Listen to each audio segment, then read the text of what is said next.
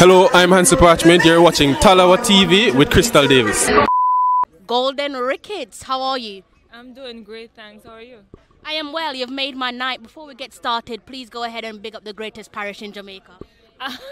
You're putting me on the spot. So I'm gonna big up St. Thomas because I was born there, Yes. and I'm also gonna big up St. Andrew because I grew up there. I love that. I'll take that.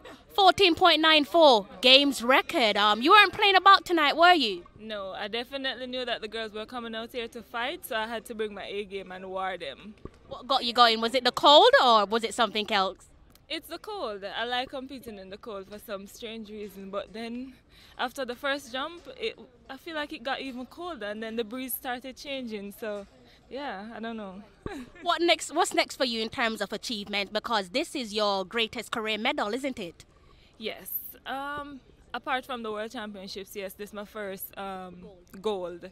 So what's next? I have the Monaco Diamond League next week, and I'm also going to be participating at the Knockout Championships in Bahamas.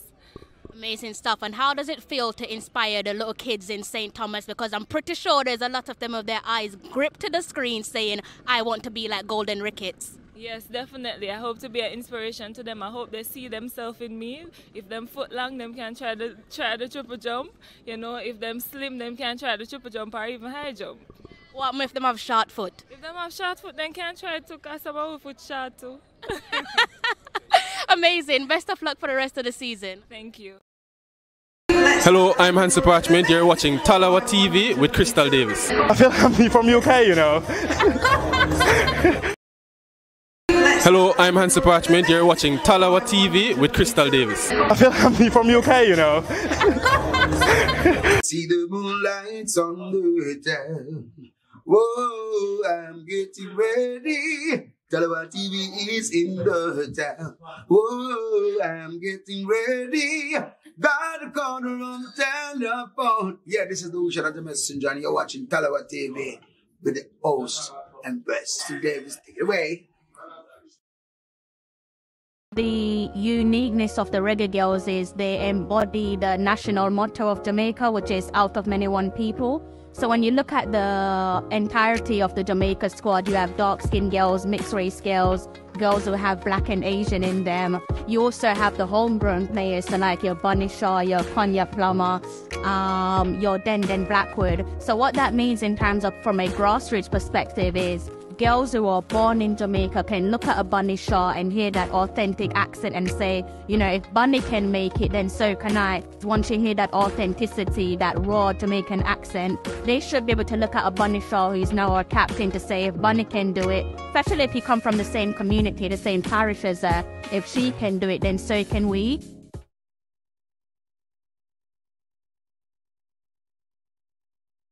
I was on mute. That was a little bit of a blunder. Let's run that back. Let's have another spin. I'm going to give that another try. My Tallowas. You probably could have lip read me there, guys. You know my lines already. You know how it goes. My Tallowas. Good evening, good afternoon, possibly a good morning. All depends on where you're based in the world. Let me know how the weekend's treating you guys. My weekend's officially come to an end. The time is currently 10:34. I'm going to try and keep this one tight for you guys. I'm going to see if I can wrap it up in 30 minutes or so, or maybe even less. I don't know. It depends on how the show goes. But let me know how you guys are doing in the comments section. I can see a few comments from the usual suspects. Mr. Williams, good day to yourself. How's the Sunday treating you? And my bro, always coming through the positive energy, the right energy each and every time. Fresh. Shall we go there? Shall we go there, Fresh? I think I'm going to leave that one alone. I think you know what I'm referring to, Mr. Fresh God, but I'm going to leave that one alone. Let me know how you guys are doing in the comments section. And please, please, please do go ahead and hit that like button. If you're new to the platform, then please do go ahead and hit the subscribe button. It's been an interesting weekend, hasn't it? From Saturday all the way through to Sunday, if you're a football fan, that is, both in the men's game and also in the women's game. But we're not going to touch on the men's game because it's tonight's show is not about them. It's never about them on Sundays. You should already know that it's strictly about the Reggae Girlz. So that's what we're going to be looking at. That is what we're going to be. I figured that you might not be doing well. You might not be a happy bunny, but chin up. These things do happen. Funny enough, your game is currently showing on my TV for highlights, oddly enough. So bit of a awkward timing. Yeah, I didn't see that one coming. I did not see that one coming. Did I want you guys to have a blunder today? Blunder in terms of losing the game? Obviously I did. But I did not see Seven Heaven coming my way. And that is one of the I think that's the biggest, definitely the biggest Premier League game of the season, every season, for historical reasons. And for a neutral, you definitely would have enjoyed that one. Not going to ruin much more other than what I've just said, though. Depending on when you tuned into the live stream, you must have figured out the scoreline, because I blatantly just put it out there to you. If you didn't know the scoreline, then sorry, I just ruined it. My apologies. I wasn't gonna go down that trajectory, but since you're a Man United fan and you touched on it, that kind of opened a door for me to say, well, why not touch on it? But again, if you guys are just tuning in, good day, good afternoon, good evening, and possibly good morning to yourselves. Don't forget to go ahead and smash that like button for me. Also hit the subscribe button and try and pull me to 4K. If we can get to 4K subs before summer, then that will be incredible. We're steadily on our way. The headline reads for itself, and if you don't want to read it, I'll go ahead and read it for you. It says Bunny Shaw scored back-to-back hat-tricks, plus Drew Spence made her 150th Barclays Women's Super League appearance, and she done so for Spurs. Previously, we knew that she played for the blue half of London, that be it Chelsea, Chelsea veteran, Chelsea legend. We're gonna deep dive in into Bunny Shaw and also Drew Spence. We're gonna do a little bit of a slow build up. I know you guys in the comment section who were here last week, you must have good memory, but you did hear Mikey Balance say he was going to be on today's show, right, guys? I did call him before I started the live stream, and I sense that he's giving me the runaround a little bit. I feel like he's toying with me. Somehow last week's link to the stream didn't work. This time round, he's opted for the phone call option. So he might phone in at some point during the show. If not, the show will go on. And also Mr. Stevens, Mr. Richard Stevens. I've got a couple bones to pick with Richard Stevens. He also said he was going to be joining tonight's show, but I don't know if he will.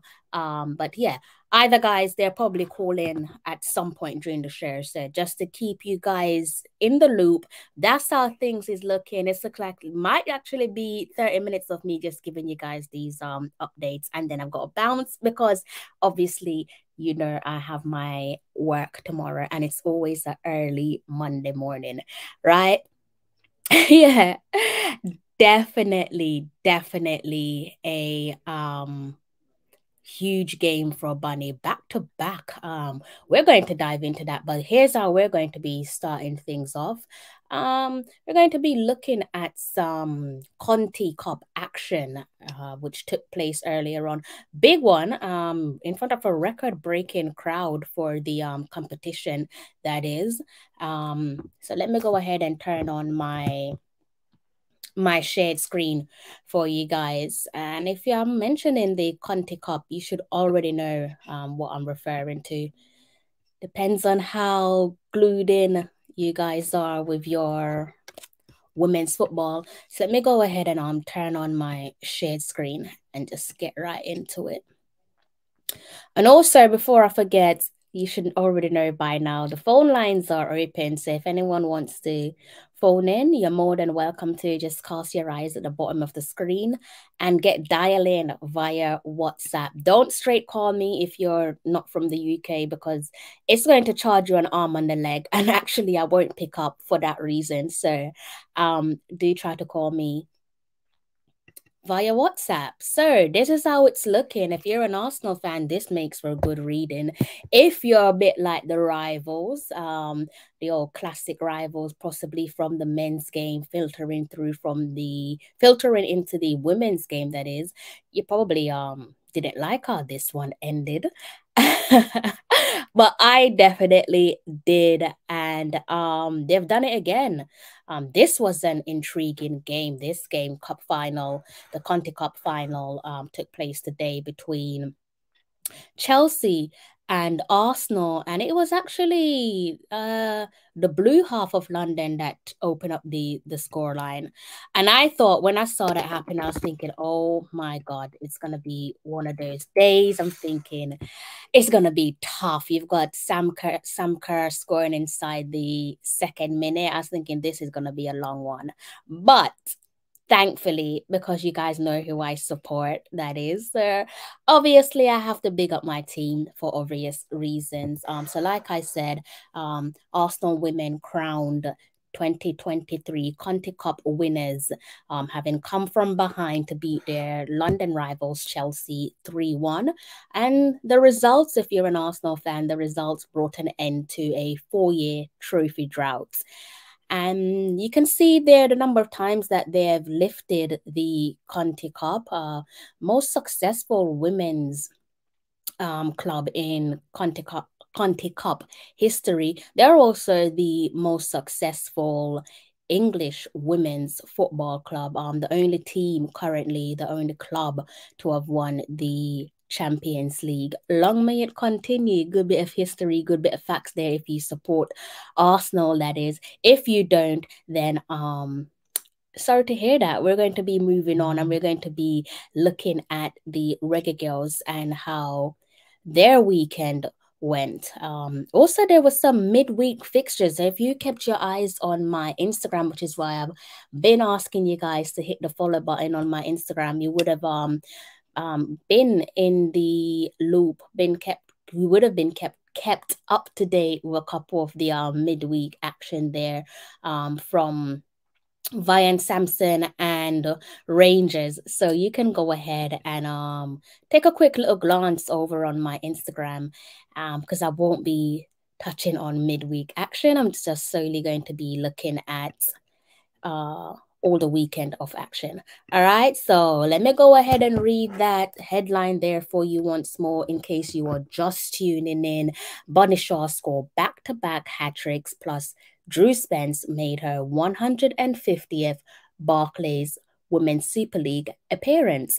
All right, guys, so I was about to say, let me turn on my shade screen, but my shade screen's already on. Mr. Hot Chili Pepper, good to see you in the comment section. May the last trophy in the Arsenal be the last.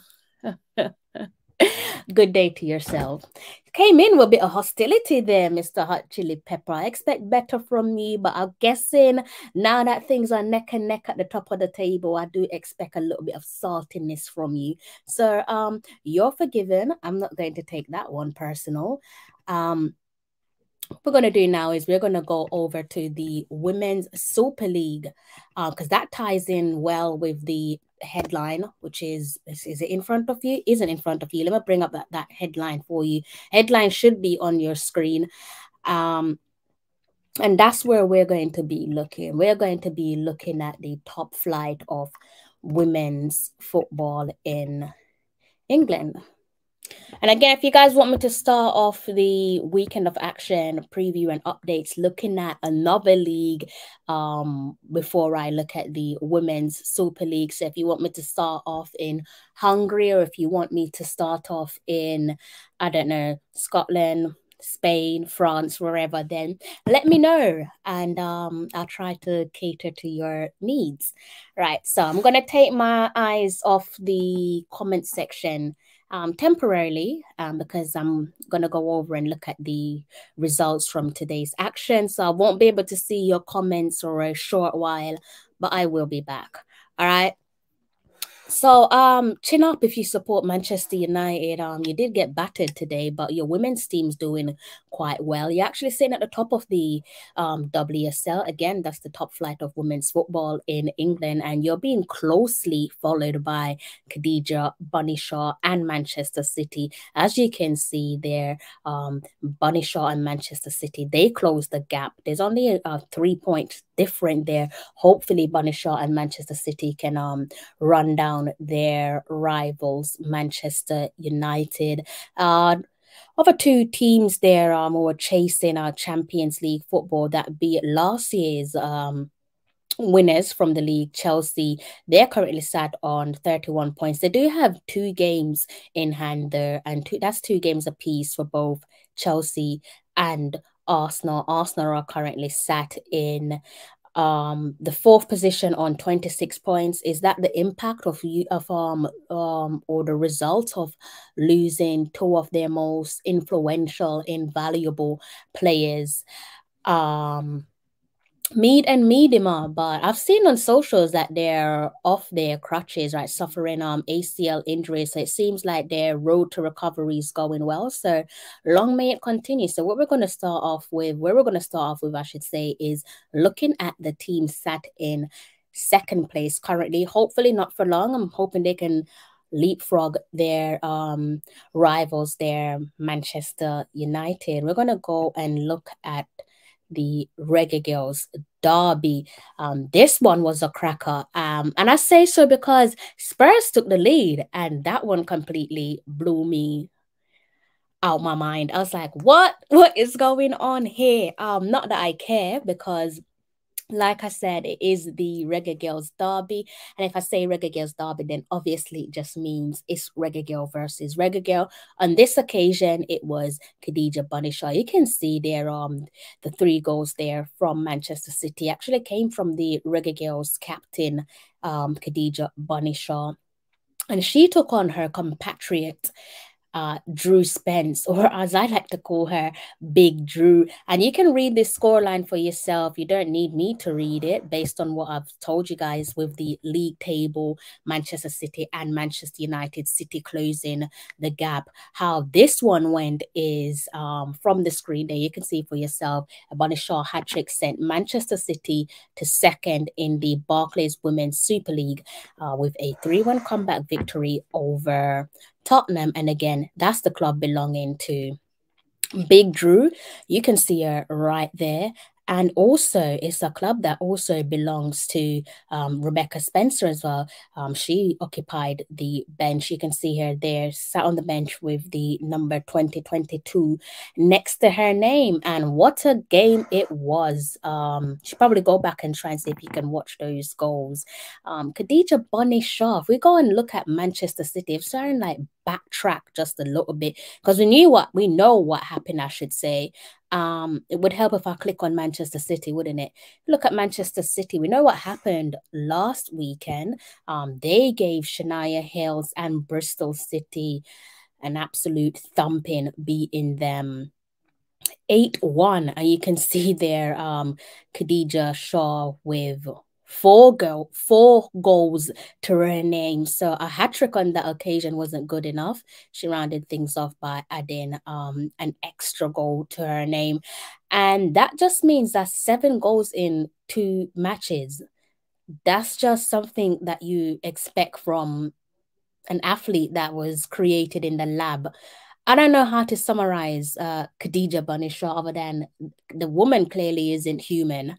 I'm glad, delighted, a matter of fact, that she's been given the equal and fair opportunity. So far, it seems like Man City are probably working with a combination of equality and equity. I'm hoping I'm right. I don't know what goes on behind closed doors, but from an outsider looking on, kind of looks like a bit of a combination of equality and equity, or maybe it's just Khadija Bunny Shaw. Maybe it just comes down to the talent and commitment and the drive of the player. Maybe there's hardly any equity there, but I'd like to think, I'm trying to think positive and say that there is. But things are looking great for Manchester City. Had a shaky start to the season, and probably looking and thinking, oh God, here we go again. I was thinking that initially, but actually maybe that in hindsight, clearly it's a bit of a fearing the worst early on, and maybe a little bit of a overreaction, because you can see there in the league, they've only lost 2 games. Yes, they did go out in the Champions League at the early rounds. Again, bit of deja vu going on there between Manchester City and Real Madrid. Taking into consideration what happened last season, and how they went out of the Champions League again at early doors. So just to reiterate, go over that one with you guys once more. The Reggae Girlz derby, it is Khadija Bunny Shaw that rises to the top on this occasion, at the expense of Drew Spence and also Rebecca Spencer as well. Drew Spence in the lineup with Rebecca Spencer on the bench. I guess we can kind of mix the good with the bad. The bad is that someone was at this is either going to be a win or a loss. I think that's how. I don't think we're going to see a draw in this game. And so we're always going to have the good with the bad. But rather than looking at the bad, I guess we can look at the good, because there's 2 goods here. The win and the win combined with the Khadija Bunny Shaw hat-trick. And also for Big Drew, if I could scroll down and just hover over Drew's name there. Fantastic occasion, great occasion for the player and also her family as well. She made her 150th Barclays Women's Super League appearance. Previously, like I said at the start of the show, Big Drew played for Chelsea, the blue half of London, and she was a big-time trophy lifter, for those of you who are unaware. 11 major honours with Chelsea, and that was a teary moment, even for me, who don't support the Blues. Obviously, the then 29-year-old academy graduate was the club's longest-serving player, having made her debut back in 2009, rocking up 238 appearances, and during her time scoring half a century of goals. So a cracking player. That's why I call her Big Drew. And if you want to know more, you're going to have to maybe stick a pin in it. Maybe not right now, at some point during your day, maybe after I finish the live stream, and go and do some further reading on Drew Spence, a sensational player. And I'm glad that she's playing for us and not that other country. And let's just hope that things continue in the positive trajectory, not just for Big Drew and Bunny, but for the whole entire Reggae Girlz as individuals, and hopefully when they meet up as a collective. I'm praying for an injury-free season. So far, so good. Might get a little niggle here and there. So far, we've had a few niggles here and there with the Reggae Girlz playing for their respective clubs, but nothing concerning. And let's just hope and pray to God that it stays that way up until the the 2023 FIFA Women's World Cup, taking place this summer in Australia and New Zealand. So not even up until, throughout. I'm going to say push that a little bit further. Let's say throughout the year, because we also have Olympic qualifiers coming up as well in September. So that's a little bit towards the latter stage of this year. So we're hoping for an injury-free 2023. I would like to say an injury-free career, but that's not really possible, is it? You're bound to pick up something here and there. Hopefully it's nothing that keeps you out of contention for too long. The next club that we're going to be casting our eyes on there in the WSL. Can you guys still see that? Yes, you can. It's a little bit fine on your screen, so I do apologize. I don't really think there's anything else I can do. Unless there's an IT technician in the comment section, maybe you can help me out here. But for now, I'm going to be doing the reading. I think I might have to put on my glasses at some point to block out this light that's shining down on me. Let me give you guys another update. This sounds like I'm sounding like a bit of a broken record because I did bring this one up to you guys last week. So next game there for Victoria Williams and Brighton and Hove Albion, they return to action, as you can see on your screen here, March the 8th. So that's this Wednesday, and that's a 7:30 p.m. kickoff UK time, that is. So do the maths. If you're in Jamaica, I'm currently 5 hours ahead of you. So if you're elsewhere, then you can possibly work that out. Or maybe you don't need to. Just go on Google and type in Brighton and Hove Albion, and Google will do the hard work for you and give you the appropriate kickoff time. So you've got some midweek fixture there to look forward to. Deep dive into that one and enjoy it. Not sure I'll be able to join you guys because I am officially 1 week away from my grandma's funeral. So this week coming up is going to be a busy one for me. So I don't really think I'll be able to take that game in because I'm expecting to be a little bit snowed under, doing what I need to do in terms of getting some work done. You always need to do some work leading up to a funeral and a little bit after the funeral services and so on. So yeah, you guys might not see me that much during the week on socials. So if you don't, then obviously now you know the reason, right? Let's take a quick little glance. What are you guys saying there in the comments? Mr. Stennett, good day to yourself. Good evening, Mr. Richard Stevens. Tennessee Lewis, how you doing? Big up yourself. Warren Webster, good day, Warren. I hope you're having a blessed Sunday because your team is a bit like yo-yo at the moment. I'd like to say long may it continue, but for your sake, I'm not going to be wishing that on them, only for your sake. Let's see if I could go over and look at according to my list, we can look at sorry there, guys. We can look at the championship. Sorry if you guys can hear any noise in my background. Let's go ahead and look at the Barclays Women's Championship. That's the second tier of women's football in England.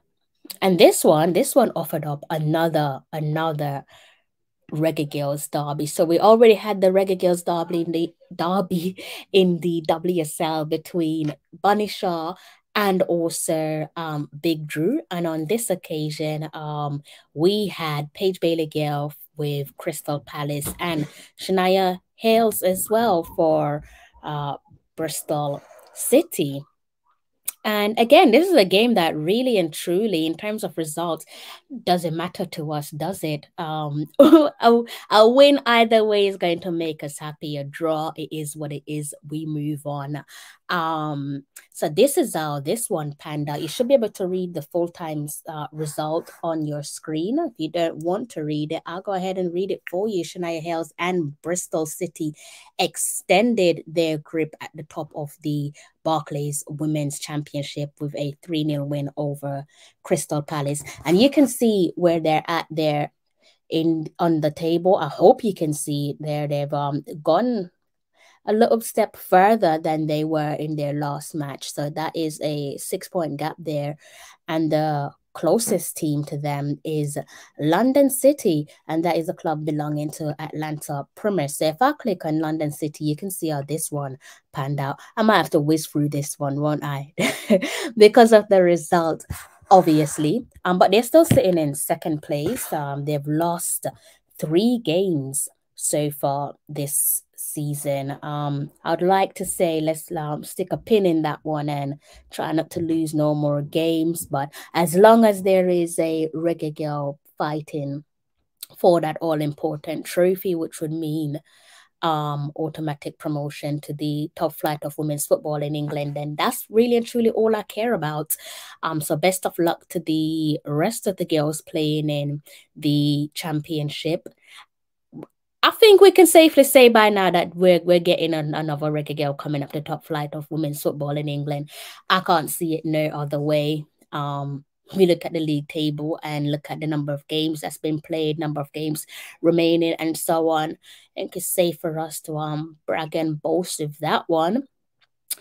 So yes, Atlanta Promise and London City fell to a 2-1 defeat against Sheffield United. Not going to press too hard in this one for obvious reasons, but I might be able to see if we can give you guys what you're searching for. Hate when Google does this. It just doesn't even look right. You can see Atlanta Promise's name there with the upwards arrow to her name. Next club for us to look at. If I'm go ahead and give you guys a I'll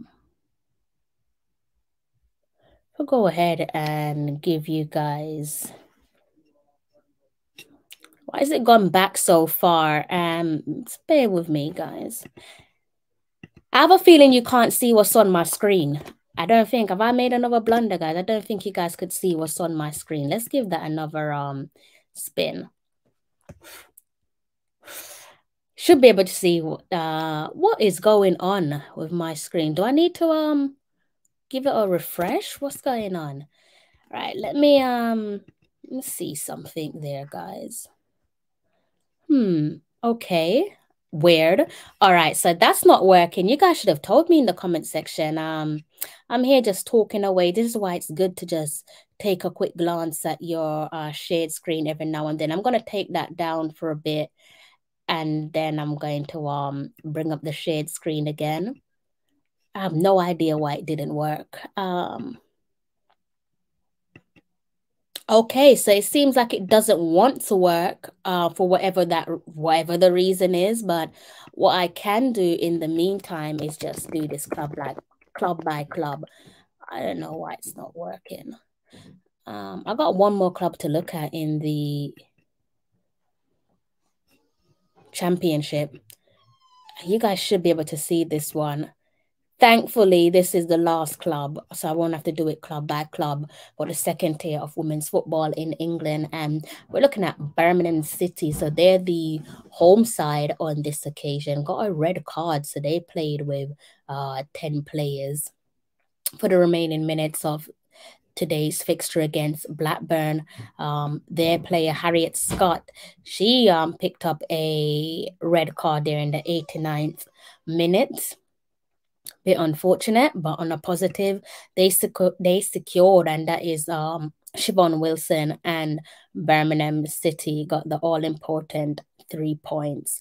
And that's how you do it. You can clearly see there that Blackburn Rovers feel like I've got a heavy tongue tonight for some reason. I don't know why, but sorry about that, people. Blackburn Rovers opened the scoreline inside the 32nd minute. Thankfully, they were pegged back, and what that meant is Siobhan Wilson and Birmingham City sealed a late comeback victory over Blackburn Rovers, again in the Barclays Women's Championship. So that's the only thing we need to focus on there in the championship. We've already looked at the other clubs that's relevant to us in terms of having Reggae Girlz in their rankings. Top 2 spots still currently occupied by a Reggae Girl apiece. Shania Hales leading the pack on 36 points for Bristol City. Atlanta Promise following closely on 30 points, and we have Birmingham City here in the 4th position on 25 points, and a little below that in the 6th position on 21 points is Crystal Palace and Paige Bailey Gale. Hope you guys have been hitting the like button. Please do go ahead and hit the like. But if you haven't done so before, it's a little bit rude, isn't it? It's like going to someone's house and not saying hi, good day, good evening. Please do go ahead and hit that like button for me. Thank you, Mr. Webster. I hope you're okay. Good evening to yourself, Mr. Baker. Hi, how are you? Mr. Campbell, it has been a long time, hasn't it? I'm well. I can't complain. How are you? Liverpool hey, Mr. Hey, I'm not going down that road with you. I don't want to get myself in trouble with anyone, so I'm not going down that road with you. I am not going down that road with you. All right. I haven't been taking in, I'm not gonna lie to you, I haven't been taking in a lot of the games this season. Especially with Liverpool, right? Because just not been able to. I don't want to give you guys a sleazy excuse. I've just really and truly not been able to. And sometimes these games, the frustrating things with following women's football is a lot of the time it's like you're stuck between a rock and a hard place. It's difficult to watch the games, even here in England. Rely on the FA player. Sometimes it's on normal TV. Today's game, as it was the Conti Cup final, it was on normal TV, so I could watch that one with ease.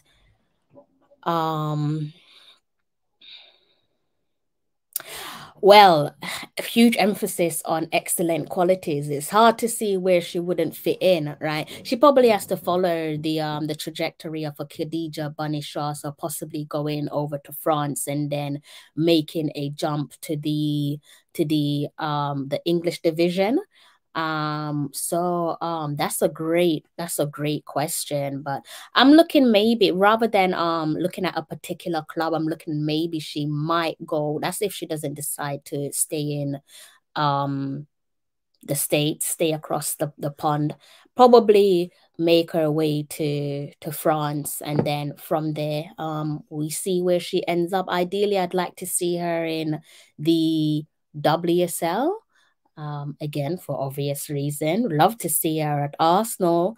Think she'd do well at Chelsea. But she's just a world-class player, so it's difficult to look at a club and say, okay, she's not going to do well there. That will probably come down to the surrounding as opposed to the player's quality.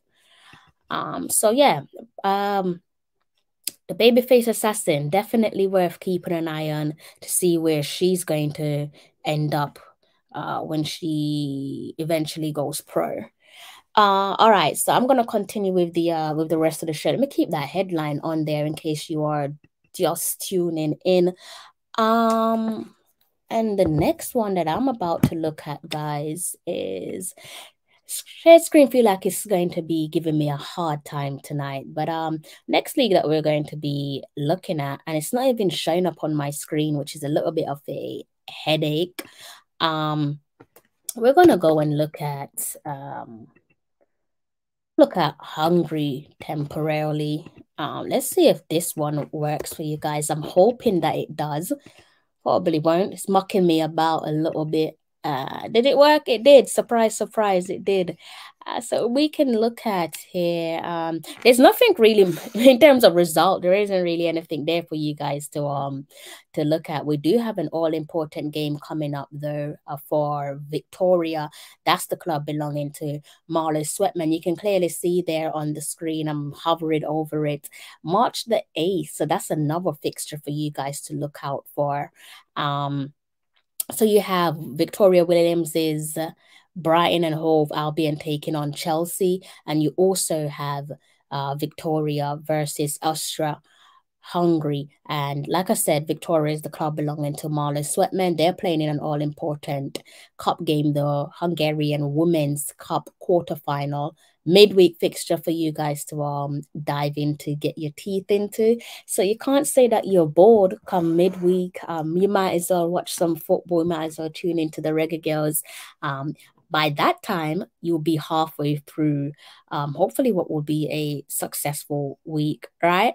Also in Hungary, if I just go ahead and click on another team. Okay, in terms of league position, might as well touch on it whilst we're here. Marla Sweatman and Victoria, they're currently sat in the 6th position on. I need to get my posture right. That's probably why my back hurts all the time. Okay, they're currently sat on 15 points, and further up the table in the 2nd place position is Tiffany Cameron and Eto FC. If I click on Eto FC, you won't really see much other than their last game, which I touched on last weekend, and this was their quarterfinal of the women's Hungarian Cup, or the Hungarian Women's Cup. You can see that they marched on to the next round, beating their opponents 4-0. Also, fast forward to today, this weekend, since we're focusing on this weekend's weekend of action, Tiffany Cameron produced a goal and an assist in Eto FC's final preseason match ahead of their big showdown, ahead of their return to action. So if I go ahead and click on, we're already on Eto FC. So if I go and try and find the game, which is right there in front of you, this is their next game, a Reggae Girlz derby for you guys to look out for. Cameron will play against her compatriot Marlo Sweatman in the top flight of Hungarian women's football. So you guys have a couple more Reggae Girlz derby to look forward to, and that result there that I just read out to you guys of Tiffany Cameron getting a goal and assist, that came against Vienna. They defeated them 3-2. If I haven't already stated that to you guys, well, now you know. So plenty of football to dive into between now and next week, which reminds me, like I said, I'm exactly 1 week away from my grandma's funeral, so that means I won't be able to give you guys a Reggae Girlz Weekend of Action show on Sunday. Whether I can squeeze that in on a Monday, that's a totally different question. I might be able to. I'm not going to promise you guys anything. I might be able to. Would be great if I could. If I can't, then I do apologize. I'll try and figure out something for you guys, though. I won't go completely quiet whilst I'm away, so I don't really have much to worry about in terms of getting your feed, your updates. I would say go ahead and follow me on Instagram. That's probably the quickest way for me to update you guys with any necessary information regarding the Reggae Girlz. Right, so now we're going to take a quick little trip to the Czech Republic. And if we're going to the Czech Republic, then it simply means that we're going to be paying Sydney Schneider and also Elika Keane a quick little visit. Slavia Prague, or Slavia Praha, whichever way you choose to pronounce their name. This was today's fixture. Like I said, every now and again, Google likes to play these silly little games, which just sends you on a little treasure hunt, and you have to go and find out the results elsewhere. But some positive news there for you guys who support Elika Keane and Slavia Prague. Elika Keane registered 45 minutes in the tank as Slavia Prague produced a comfortable 9-0 win over Baník Ostrava in the quarterfinal of the Czech Women's Cup. Another quarterfinal took place on Friday. I did give you guys a little bit of a heads up with this one, and this one is the club belonging to Sydney Schneider's Sparta Praha, and they actually won this one on penalties, and they are also through to the next round. So that game took place on Friday. So it's not exactly the weekend of action, but like I said, Thursday is the new Friday, and sometimes you have the Friday night football that kickstart your weekend. So I think we can afford to squeeze Sydney Schneider's team into the conversation. They actually if I could, sorry, I got the wrong result up for you guys. They actually, this is how it should read. This game finished, as you can see on your screen.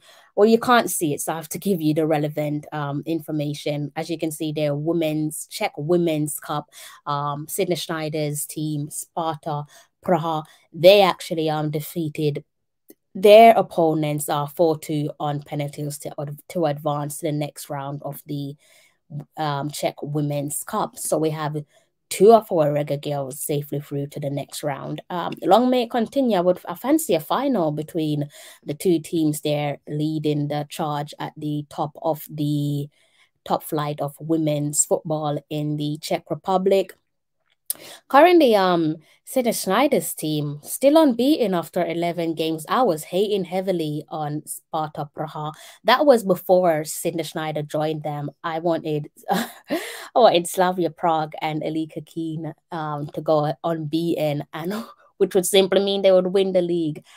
Depending on how things panned out for Sparta Praha. But at the moment, it is still neck and neck. You can see there's only 1 point that separate these two teams, and this one could easily go down to the wire. Do you care who wins the trophy now? No, I don't. As long as it's a Reggae Girl. Before I did, I was like messing heavily with Slavia Prague and Elika Keen. Now you throw Sydney Schneider into the mix, and I'm like, I really don't care who wins the league now, as long as it is a Reggae Girl. So best of luck to Schneider and Keen. May the best player win. So what we can do right now, should I take a quick little glance? Man of God. How are you? How's your Sunday? How's your Sunday doing? How's the Sunday treating you, eh? I hope the Sunday's been kind to you. I don't know, but I hope the Sunday's been kind to you. And we might want to remind me again who you support. I feel like I've got a bit of a short-term memory on that one. But who's your football club again? On the men's side of things, I think it might have slipped my memory. What we can do is go over to France. And go over to France. Plenty of cup action, I should say, not club action. Cup action. Cup action. Plenty of cup action. I did say it's heavy on the tongue tonight for some reason. Tripping over all sorts. And you can see this one. This is the club belonging to Chantal Swaby, and you can see that they played in the Coupe de France, and they defeated their opponents 6-1. And this was another quarterfinal game, so they're safely through to the next round. Another club there to keep your eye on, PSG. That's the club belonging to Alison Swaby, temporarily for the time being, as she did make a loan to the French club, and they are also through to the next round of the Coupe de France, being Bordeaux, former club of Khadija Banishar. They defeated them 5-4 on penalties. Right, so which league haven't I touched on? Scotland. So you can go ahead and I'm sorry that the guys lied to you guys. Have they apologized in the comment section yet? I think I have to take one for the team. They did promise that they were going to be here today. It's in black and white, so you guys can go back and watch the show. Yes, I am talking about Mr. Ballin and Mr. Stevens. The Arsenal game is currently being shown on my TV, so I might have to take a quick little pause, or I might just keep glancing at my screen, because what a comeback that was. So that's both the men's and the women's team of Arsenal getting comeback victories this weekend. I'd like to say long may it continue, but oh my god, to be in that position in the moment, nerve-wracking stuff. So yeah, I don't think either Mr. Ballin or Mr. Stevens has apologized for their blatant dishonesty. They did say they were going to join the live stream tonight, right, guys? But maybe I just overheard them, or maybe I heard wrong. I don't know. I doubt it, but I don't know. Damien McGregor, the usual, Telewa TV spelled. You should know how it's spelled. It's right there on the screen actually at the top. All right, enough of the talking. Let's go to Scotland. Just seeing Ben White's goal. All right, let me focus on you guys. Could always go back and watch Arsenal.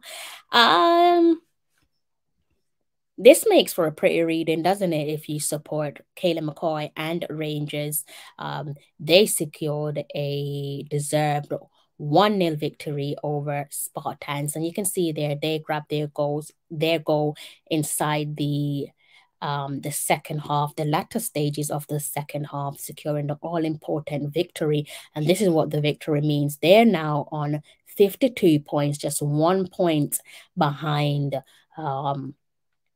their big rivals, Celtic. Leading the charge at the moment is Glasgow. Glasgow on 59 points. I hope they come tumbling down real quick for obvious reason. There's only one team, or I should say 2 teams in this league that I want to see do well, and that is Rangers and Hearts, and their Hearts are following them closely, but you can see there's a gap there. 52 points to Kayla McCoy and Rangers, and 37 points for Vian Sampson and Hearts. Been a bit of a heavy one for Vian Sampson and Hearts lately.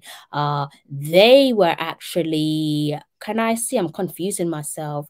They actually played midweek. And again, if you kept your eyes on my Instagram, you would have seen the update. Midweek action, Vian Sampson did play in this one. Hearts securing a comfortable 2-0 victory over Dundee United. They were also crowned champions last week. Played in a cup competition, and I'm not going to go over that because I did give it to you guys last week. I'm just trying to add some context to the conversation.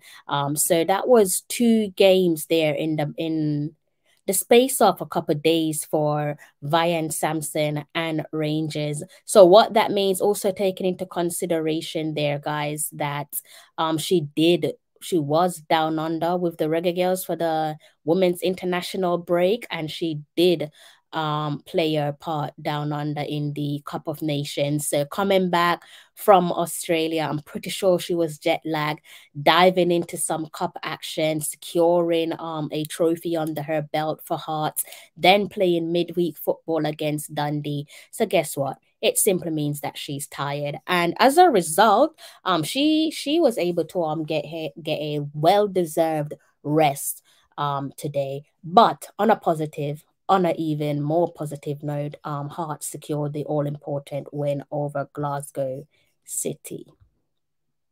That's good, isn't it? That's good. Because they are the league leaders. Good for them.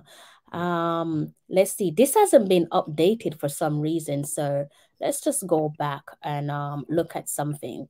My screen's just doing an absolute madness.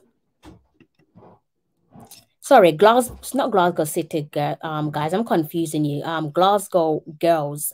Glasgow City are at the top, and I believe Glasgow City are at the top of the table, and I believe Glasgow Girls are somewhere. Last time I checked, they were at the bottom of the table. So let me go back and look at where they are in the league. Yeah, they're still at the bottom. So again, sorry for the confusion there. I got really excited because I'm desperate to see these guys unbeaten run coming to an end. 21 matches. Am I hating on them? Of course I am. Currently there isn't a Reggae Girl playing for them, so why would I want to see them succeed? I don't have no reason to. They're trying to do an unbeaten season, a bit like what Kayla McCoy and Chantel Swaby did with Rangers in their title winning season. I hope they don't manage to do it. Somebody needs to beat Glasgow City. And if we go back and look at some stuff. We're nearing the end, guys. We're nearing the end in the what do you call it? In the league. I'm hoping, I don't want to see them do a unbeaten season. Somebody needs to beat them. Who's gonna do it? Who's their next game? Why does it matter to me so much? Because I don't want them to do an unbeaten season. Oh, they don't stand a chance in hell. So Derby coming up for them, guys. They're going to be playing against the bottom of the table. They're going to be playing against Glasgow Girls. So I didn't want them to do an unbeaten season. I actually wanted them to fall short, but it don't look like it's going to happen. And then they have their quarterfinal against Kilmarnock to look forward to. All that hating for no reason. Sometimes it's not good to be a hater, guys. So that's how that one panned out in the league there. Closest team again to Rangers is Celtic. So you got the old rivals there going neck and neck. I'm gonna have to start just hating on Celtic, hoping that Celtic lose their next game. So yeah, this one's shortly coming to an end. If you go back over to the WSL quickly, I just want to check something. WSL go over to the WSL Championship and see what's going on. Okay, yeah, I figured there's more than a handful of games. And if we go over to sorry guys, I'm just trying to figure something out. Okay, yeah, we've got a while to go in these other two competitions. All right, so again, I'm sorry that the boys lied to you, but at least you're not me, all right? They had me on a little run around today telling me how much they're going to be coming. Mikey pulled the fast one. If you would think that I'm Liverpool, the way he's upset with me for some reason, he pulled a fast one. So what I'm gonna do, let me not make any promises because he's at the hotel. So for all I know, the Wi-Fi is probably not working. I'm gonna try and see if I can give him a call. And I apologize on behalf. Oh, look who it is. Rich Boy Sports says he sends his apologies. If you guys want to accept it, you can. I don't know if I will, but if you guys want to accept it, you can go ahead and do exactly that. Like I said, I got several bones to pick with Mr. Stevens. I can't do it right now because we're both tender souls at the moment, but I will at some point. Let me see what Mikey Ballin's up to, guys. To see if we can. I've reached the end of the show, so I'm hoping that he doesn't keep me here for 2 hours like he did last week. I had to call him after work because I left work early. I can't get through to him, guys. I told you, surprise, surprise, the Wi-Fi isn't working. Let's see if I'm gonna leave it, let it continue to ring. Let's see. Oh, look who decides to pick up. Why are you acting like I'm Liverpool? Like I sent you to 7 heaven. Listen, boy, you can't beat me, you know. Look, my back is all messed up. My back is all messed up, Krista. You beat me so bad. Well, welcome to my world. You're not the only one with a bad back. Yes, okay. I was listening to your show on and off because the Wi-Fi, I have to be in a certain place in this hotel. Oh, there's that old pony. Okay. Yes. So if I'm in a certain location, it doesn't work properly, and I may even cut out. Right now, I think I'm in a good location. Interesting. Mm-hmm. So how are you, my good friend? How's your Sunday? I am very good. I had a wonderful day today. Drove from Kingston to the North Coast with the family. Lovely stuff. Didn't watch the football, men's football by any chance? No, I haven't watched any football. I hear you. Yeah, you're true in words. So me, Mikey Ballin, yes. Never. You're not sure. Okay, all right. I called you earlier on to check upon you, and I sensed that you wasn't very appreciative of my gesture.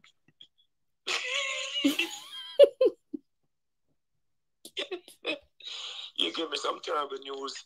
When people give you bad news, that people can't be too friendly. You know? call me. When you make a special call me and tell me about my team. I know it can't be no good news. I haven't forgotten about. I haven't even checked the score to see if you're fibbing. Because I think my heart will hurt me, so I try not to even watch any sports. Make it blow over till next week. I just wanted to do a little bit of, check up just to make sure that you're all right. But like I said, you was not appreciative at all.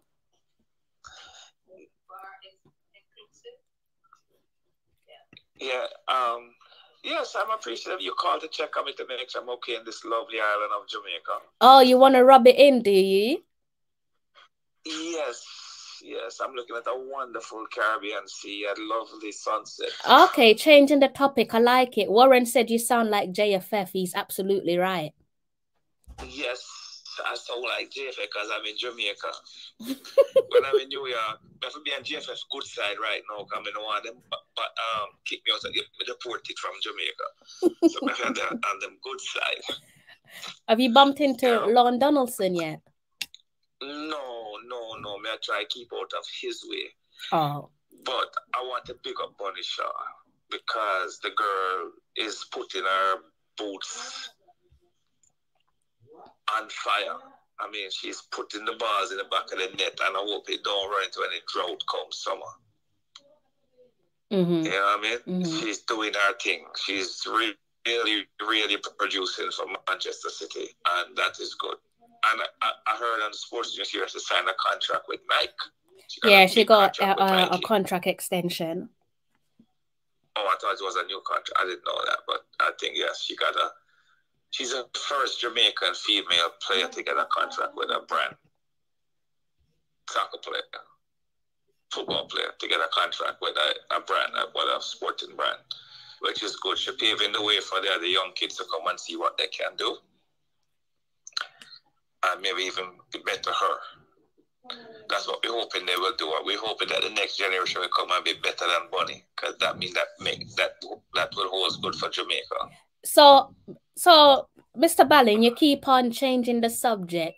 Mr. Webster. I don't want to talk about listen, you cannot hide your face. You cannot. Wait a second. Talawa TV is about Reggae Girlz football.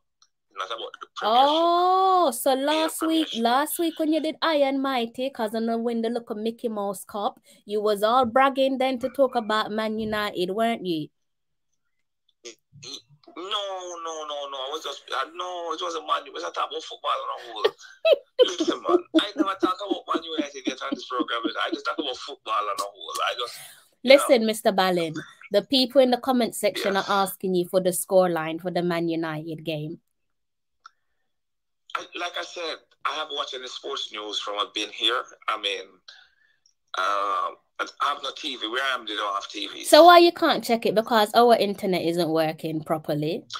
No, in Jamaica, when you go on the internet, them black out Premiership. Oh, okay. Mm-hmm. Oh, interesting. Especially for foreign phone. Oh. Mm-hmm. All right. Yeah, they want to show you JFF. Oh, okay. Mm-hmm. I can tell you about the Jamaican Premiership if you want. No, we didn't want that. We wanted to know what happened with Man United today. You see, when I'm in Jamaica, I don't think about Jamaica. I don't think about anywhere else. Okay, fair enough. You never said that last week, though. You'd have looked forward to the fixture last week, but it is what it is. In Jamaica. I wasn't in Jamaica last week. Okay, so what you're doing this week is you're swapping roles with Richard. You're the politician this week. No, but probably not. Listen, when I'm on off, I just turn off everything and just relax and just enjoy the island as much as I can. I had some to eat the apple today. It was wonderful. Mikey, how you reach an apple when we're talking about football? So they beat your bad, so you didn't even want to talk about. No.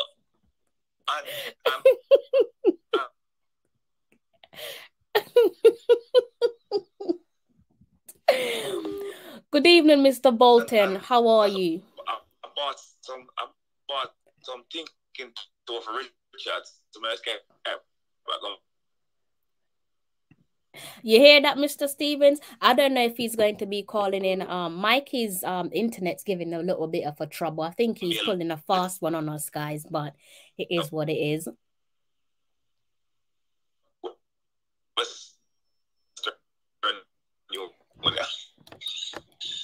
Mr. Ballin.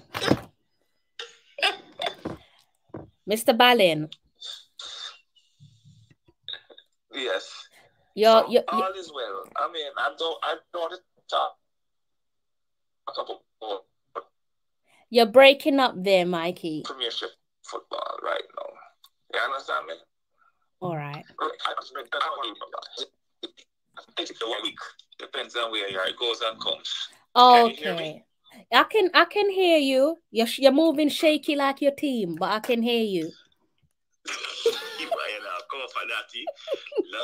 Mikey, I'm gonna ride your back because when you beat us at Old Trafford, you was the first one. You and this Mr. Junior Bolton, the first people to text my phone. The two of you were the first person. Crystal, I called you because I wanted to make sure you're okay. It's nothing about football. So why you tell me the score line then? No, in case you wasn't feeling well, I was watching the TV. Oh, okay. Well, today I'm not feeling well and I wasn't watching the TV. So when you can, let me know how that result went down at Anfield. No, I don't want to know. You see, them saying if something hurt you, but you don't know about it. Okay. So I don't really want to see it. You understand me? You don't sound like you have much. You don't seem like you have much faith in your team though, because you're chasing a title. The rule is what you do not know doesn't hurt. Wow. Okay. So I don't want to know. Yes. Okay. Don't want to know. Okay. You know? Okay. Interesting. I went to my best effort not to look at the sports page tomorrow. Okay. Okay. Okay. But anyway, if you tell me that Manchester United won, I believe you. Yeah. 7-0. I tell you, man. I mean, Manchester United wicked enough. Don't worry, man. We're winning the champion. We're winning the Premiership this year. You're winning the league this year. Yeah, man. Right. If you come third, we win. You understand me? You don't need to come first to win. Warren Webster say y'all move shaky like the internet. Asking about film team, move. I'm not getting involved with you and Warren because last time you know what happened when you pick on Tottenham. You say pick on Richard. Richard got talk about, oh yeah, your team went to you. Oh,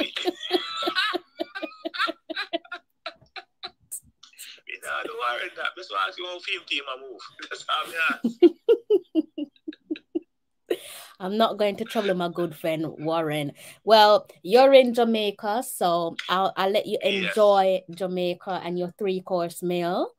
Yes. Hopefully we can find a way to meet up. Yes, I'm not running away, but I'm in runaway bay. Okay. Seems like your captain was running away at Anfield today, though. Apparently, that's what a little birdie said. Maybe that's why I'm in runaway bay. Okay, fair enough. Mm-hmm. Fair enough. Yes. All right, so then, Mr. Ballin. I'm not shirking the call, the live, but I did try and call you, but you wasn't answering your phone. And I know you're going to call me back. I've got a wonderful person you are. But Mr. Ballin, you know I have to get the sports news out before I take any phone call. I know, but I want to make sure say something not chicken out because my team get whipped.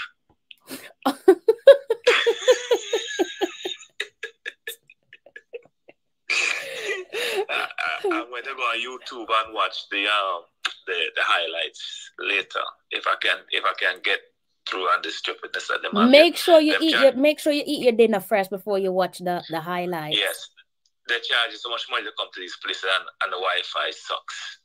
Anyway, and I call the name of the hotel, so I don't want to get sued. So I'm just all leave it at that. All right. Yeah. All right. I'll All speak right. to you soon. All right, then, cool. All All right, right, everybody, have a good night. Okay, Take then. care. Bye. Bye-bye. Right, guys. Shall we try and see if we can get the second host that was supposed to be here? Maybe he could explain why he's not here, guys. I don't know, but I'm gonna try and see if I can give him a call for you guys. And then I'm going to close off. Before I forget my manners, massive thank you to you guys. Are they showing women's football on the?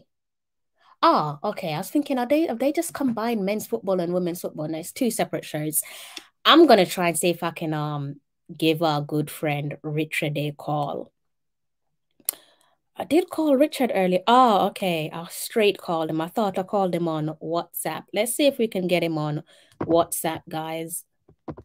Let's see. Float management. I think you might be new to the channel. Good day. I hope you're okay. How's a Sunday treating you? You see how they treat us, guys? Richard did make a promise that he was gonna come on live stream, guys. Currently, he's trying to dodge us. Mr. Stevens. Accident and emergency. I've got Manchester United fans only. I'm getting a feedback. Are you playing the stream at the same time? No, ma'am. Maybe I can hang up. All devices are down for this particular occasion. I can hang up and you can try again. The feedback, the lines are open. The feedback is gone now. So actually, no, it's not. Maybe you could try to straight call me. Maybe it's a WhatsApp issue. I can endeavor to call you, and again, the lines are open for all Manchester United fans. We are here to offer advice and guidance, bandages. I've got some Kool-Aid from the 7-Eleven. Bear with me. Let me call you back. This is a precious and valuable service we're offering here. Peace. He will call back, guys. I thought so. I wasn't familiar with your name. Okay, well, hopefully you'll be a long-lasting Talawa. Welcome aboard. I hope you've hit the subscribe button. How did you find the channel, by the way? I'm always intrigued to know how people found the channel. Like I said, I'm good. I hope you're in great health. Hope you had a cracking weekend. So yeah, welcome to the platform. Hope this won't be your last time on the live stream. In the comment section, guys, let me just reiterate, the phone lines are open. So phone lines open. If you fancy calling in, then you are more than welcome to. I've done it again, haven't I? I did say that I'll be here for about 30 minutes. It's gone over 1 hour, 1 hour and 12 minutes, and I'm still here with you guys. Thankfully, I'm working from home tomorrow, so that's why I can afford to just stay a little bit later tonight with you guys. But not too late, because I still have to pack my suitcase. I don't know why I'm about to tell you guys this, but it's really frustrating me. I bought myself what do you call it? A bonnet. I bought myself a brand new bonnet yesterday. And for the love of God, I've been turning this room upside down and I can't find the bonnet. And it's really irritating me because I know what's going to happen. I'm going to go to Jamaica and then when I come back, I'll find the bonnet. Really, really annoying. Bunny Shaw thumbnails. I do have Bunny Shaw and Drew Spence. I think those are the two players who should grace the front cover of the thumbnail. I hope you guys like the thumbnail, by the way. Richard Stevens is back. How are you, Richard? I'm hanging in there. I'm hanging in there, all things considered. You know that. How's the family? The family are bearing up. They're well. Good. Support and love is there. Great. That's so important. Great. That's what I like to hear. Regards to one and all. Okay, that's fantastic. Long may it continue. Absolutely, absolutely. You know, sport can raise the spirits, and my spirits were considerably raised, alarmingly so, today. Yes. My goodness me. I take it you What a managed to state. catch up on the highlights then, right? Spot on. I say highlights, I mean, everything's objective. If there are fans of a certain persuasion, it may be The low lights or the dip or no lights. Oh, it was. I think it was a hangover. As I said to the fourth official, aka Rome, I think it's the hangover from the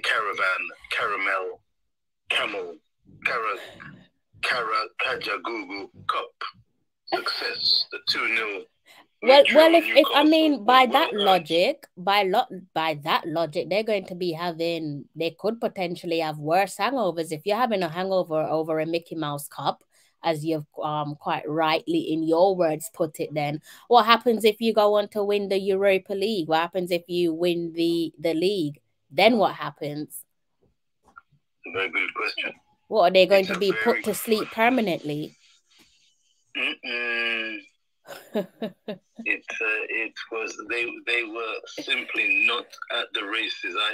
I'm a Brazilian as well as Jamaican reggae boys, reggae girls fan, and I did see I don't want to put him in the spotlight, but the likes of Anthony clearly weren't at the races. I think something was amiss, just not putting the pedal to the metal, and Liverpool in sharp contrast looked like the Liverpool of old, the team that were beating on the door of Manchester City and Pep Guardiola's outstanding team. They were electric. Cody Gakpo, Darwin Núñez, Mo Salah. Ooh, they were just too hot to handle for this particular Manchester United iteration. Let me take this opportunity again to big up Bunny Shaw, Khadija Shaw. It's bringing a smile to the face. She is getting the recognition, or beginning to get the recognition on a regular basis right across England. The women's Super League, man, it's wow, fantastic, absolutely fantastic. A hat trick today, and was it today or yesterday? My goodness me, I'm losing track of time. Well, it's almost a brand new day for us, but yes, today. Well, you know, she's going to be so important for the Reggae Girlz. God willing that she arrives in Australia and New Zealand fit, of course, hungry, and I'm sure she will have a point to prove along with all the Reggae Girls. They will be giving us a wonderful ride, a wonderful journey in Australia and New Zealand. I get the feeling that good things can happen, could happen and can happen if things are in place and things go according to plan. The girls are more experienced, they're more confident. And, you know, the likes of Bunny Shaw, the likes of Drew Spence, I think they're going to be vital cogs. It's going to be a team effort to get through that group. But I'm feeling really good. And Bunny Shaw, I tell you, what a forward. In my opinion, arguably, Jamaica's finest footballer of recent years, definitely. All right. Well, well, I'm not going to argue with that one. Some people might argue with that with a bit of ignorance applied to their logic, but I, for one, will not be arguing with you with that one. Interesting take.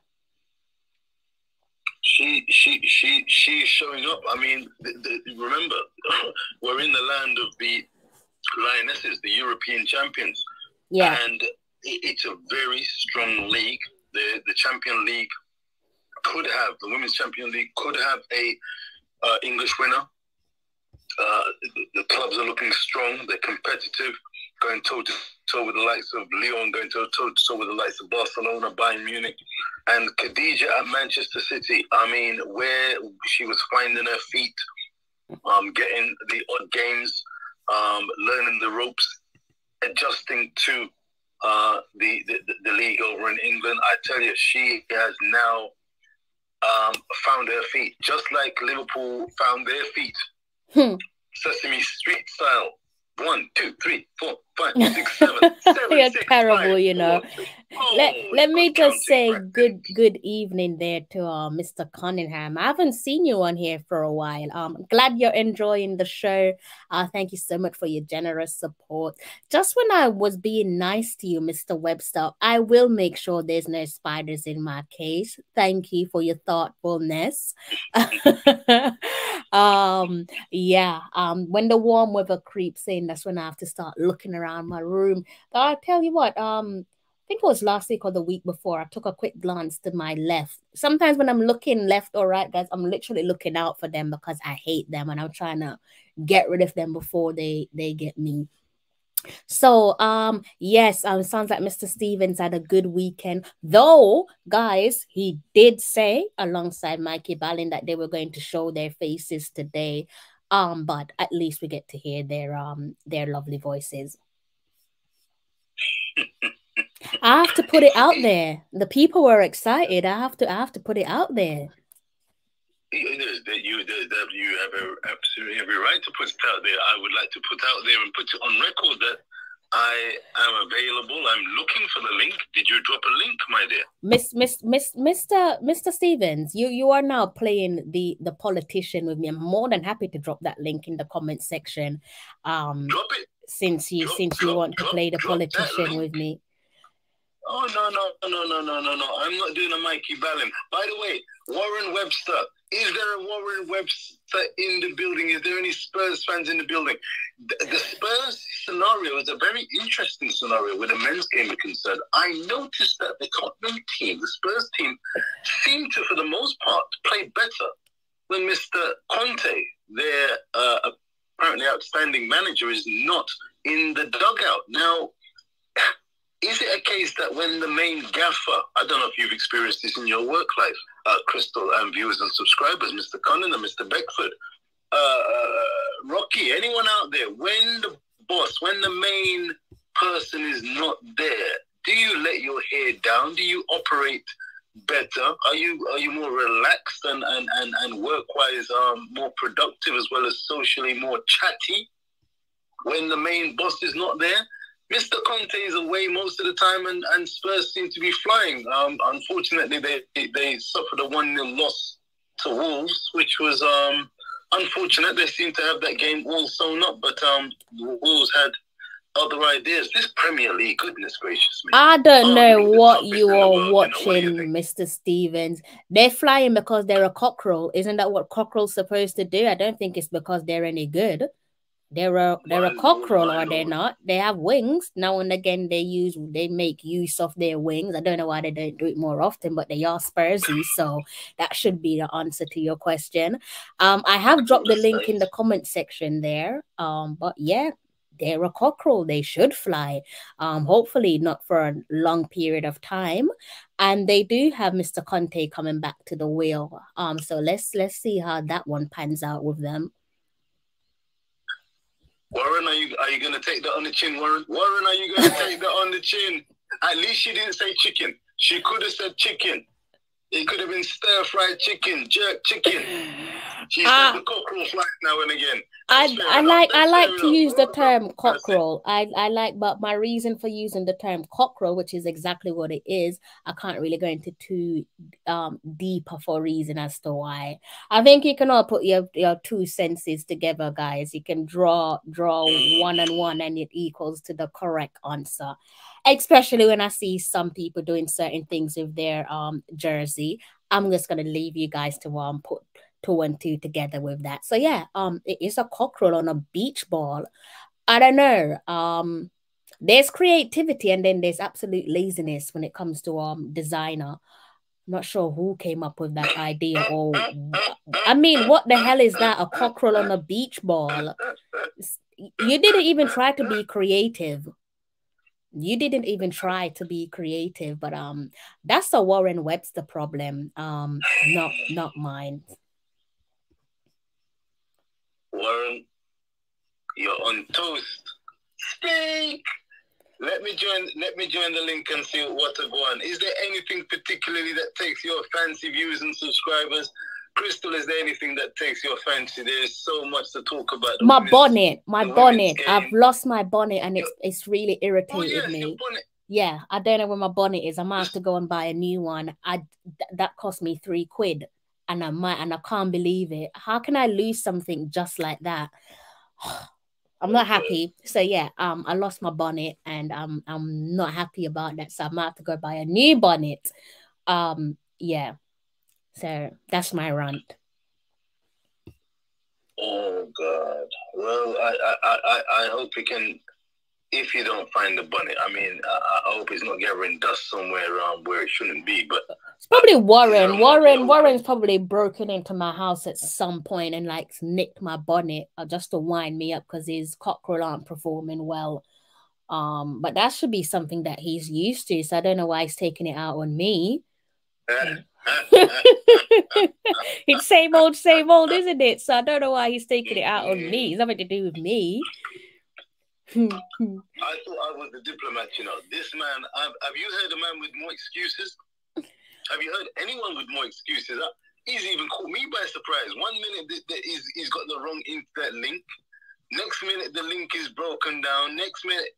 Who is that? Is that what they call Mr. Ballin? Is that the horse dead and cow fat?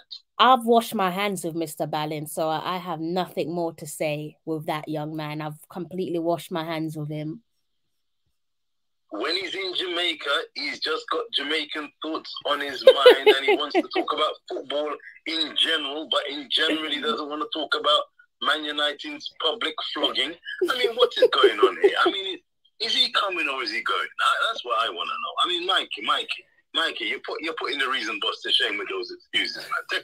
Take it easy, sir. Take it easy. Call a spade, sir.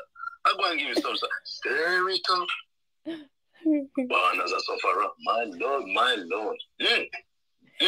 Have you seen the link? The DJ link. I'm gonna come off this phone and check the link and join your good self shortly. Let me check it out. Okay. Equal rights and justice, Warren Webster. You know what, Warren? Yeah, you know what? Sometimes I say stuff that I shouldn't, Warren. I really should not have let that one slip.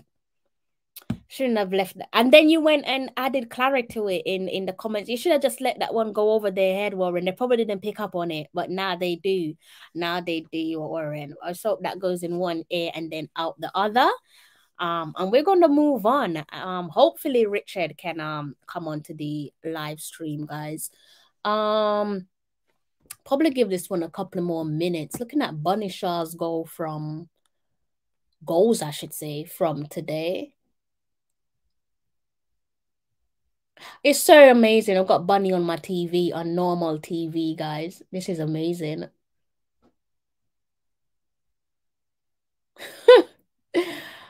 Oh my God, wow.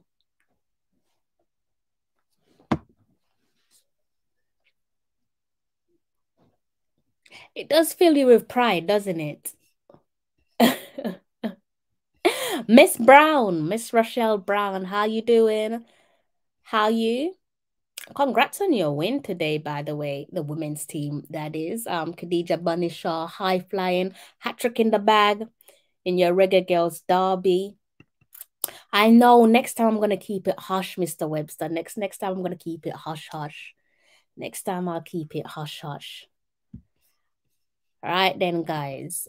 You see, sometimes I like to just draw people out. I just like to draw them out with a little bit of guilt because that's probably what it would have taken. It seems like that's what it's taken to get Mr. Rich Paul, the reason boss, the politician. That's what it's taken to get him on the screen. A little bit of guilt. It worked, guys. It is working with Mikey, but Mikey's playing hardball until we give him the red card, which is like a permanent suspension for God knows how long. So we're not gonna wild Mikey. We must catch Mikey. All right. How are you? I'm in good spirits. I'm in good spirits. Football makes the world a better place at times. Are you hearing me loud and clear, my dear? Crystal clear. Give thanks and praise. Good evening, Talawa TV viewers and subscribers. Remember to hit the like and share button wherever you are. A good evening to you. Health, strength, and peace of mind, even for those Man United fans, those Spurs fans out there. We're wishing you peace and love. But you know the beautiful thing about football? You can always bounce back. Be it a public flogging, a beating, a whipping, you can always dust yourself down. That's life. That's a life lesson. Dust yourself down. Ten Hag said it. It's unprofessional. It's a shame, a disgrace. We let ourselves down. But hear what? Dust yourself down and rewind and come again. And that's what I'm expecting of the Spurs players, the Man United players, one and all. Again, let me salute Bonnie. Wonderful, wonderful, wonderful. She is shining. She's flying.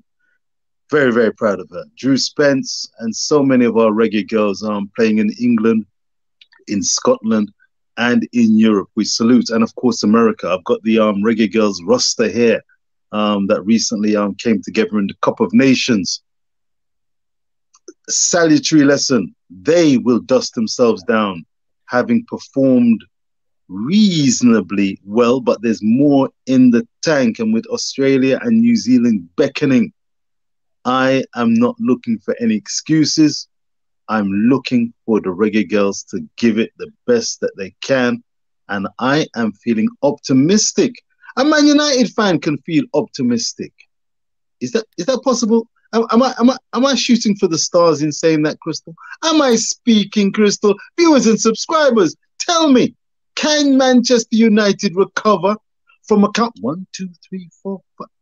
I'm still counting. 5, 6. Is it? Hey, I'm gonna have to get a good night's sleep, you know. And when I wake up, if it's still the case that there was a 7-0 humbling at the hands of Manchester, Man United at the hands of Liverpool, a ailing Liverpool, a Liverpool who took a 5-2 drubbing at the hands of Real Madrid in their own backyard. Football is a funny game, you know. It's a funny game, isn't it, Crystal? It is a funny game, but you know what it is? With irrespective of the humiliation that happened with Liverpool, because you were leading and you're at Anfield. Anfield's supposed to be your fortress. Anfield's supposed to be like hell in a cell, just the one ground that nobody wants to go to. But they were humiliated. Her fans definitely felt embarrassed, but going into the Manchester United game, I think it's a different ball game, because that is by far the most watched, most popular Premier League match of like any season to the present. For obvious reasons, two of the most successful clubs in world football, two of the most leading successful club in English football. So with all due respect to them, they're always if it doesn't make sense to neutral fans, you have to give respect where respect's due. That's the most popular Premier League game to look forward to for the season, whether you're their fan or whether you're a neutral. And I think I always look at that fixture as it's a derby, which is weird. I'm always looking at like Manchester United and Liverpool and be like, it's a derby. So a bit like how I look at the Tottenham game, where it is obviously a North London derby. And for me, that's like form just goes out the window.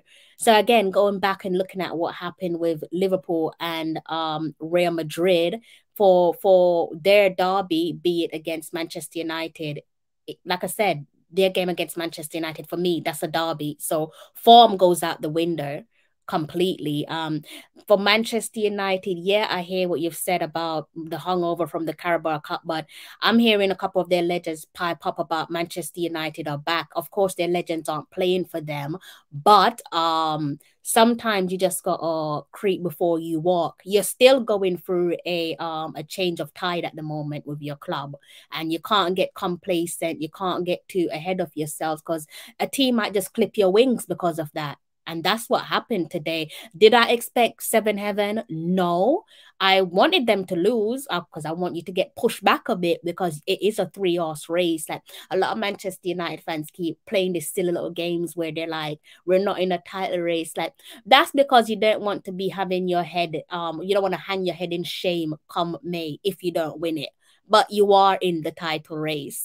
Yeah, the media is only focusing on Arsenal and Manchester City at the moment, but you're in the title race. Stop running from it. And it just goes to show, big up yourself, Deluded Guna, one of my favorite YouTubers. Do check out his content, guys. The name, there is humor in that name, Deluded Guna. Far from deluded, trust me. Check out his YouTube channel.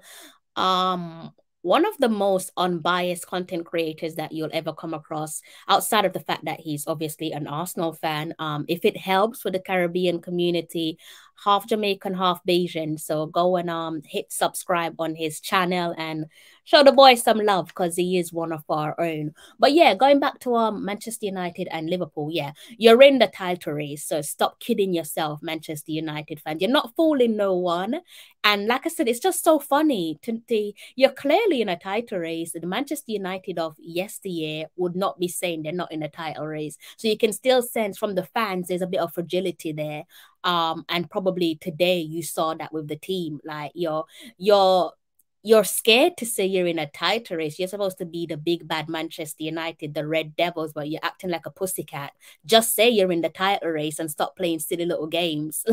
Like, stop playing these silly little games. You are in the title race. Stop irritating me with that. But yeah, from a neutral, I couldn't believe it. I was cleaning my wallabies and I'm like, there is no way they're under 7. After a while, I got bored and I got up. I'm like, I can't be bothered. I've seen what I need to see. I just wanted you guys to lose to peg you back in the race for the title. And I would like to say, long may it continue. Of course, I want to see you lose more matches because I don't want you to win the league, just like I don't want Manchester City to win the league. But yeah, it's an interesting one.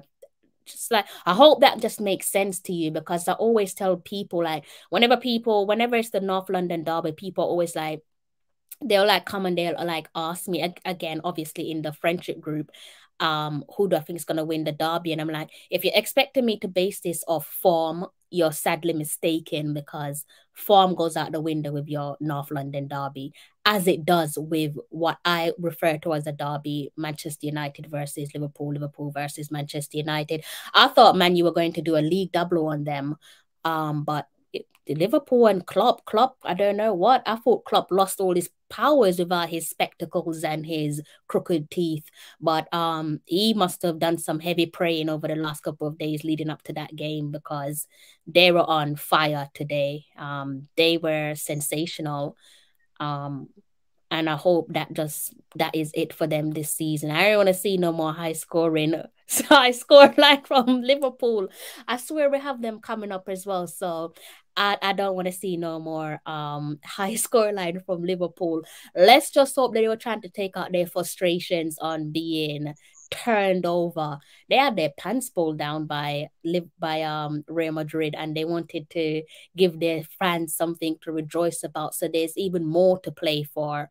Because how do you lose a game like that when you've always made Anfield out to be this no-go zone, this hell in a cell, and they've backed their chat on many occasions. Nobody's going to look forward to going to Anfield. I sure as hell don't look forward to going to Anfield. Like, it's worse when your team are trying to secure the Premier League, like frightening ground to go to. So yeah, they needed to stand up and hold their head high. hold yourself accountable. And they did that. Happy for Gakpo as well. I saw a few people like making fun of him, mocking him when he first came to the league. And football fans just need to understand, like, it's not just a case of moving to a league and kicking ball. That's not how it works in the real world. You have to settle down. You have to sort out your home life. Football is essentially their 9 to 5. So just like you and I, if I'm unsettled in my personal life, obviously that's going to impact my work life. It's not rocket science. So when you have players moving over to different leagues, obviously for a Gakpo, he doesn't have the language barrier, but you can't ignore his talent. You know, he was tearing up his league before he came over to the Premier League. Whether people want to call it Farmers League or not, that's on you. But his numbers spoke for himself for club and country.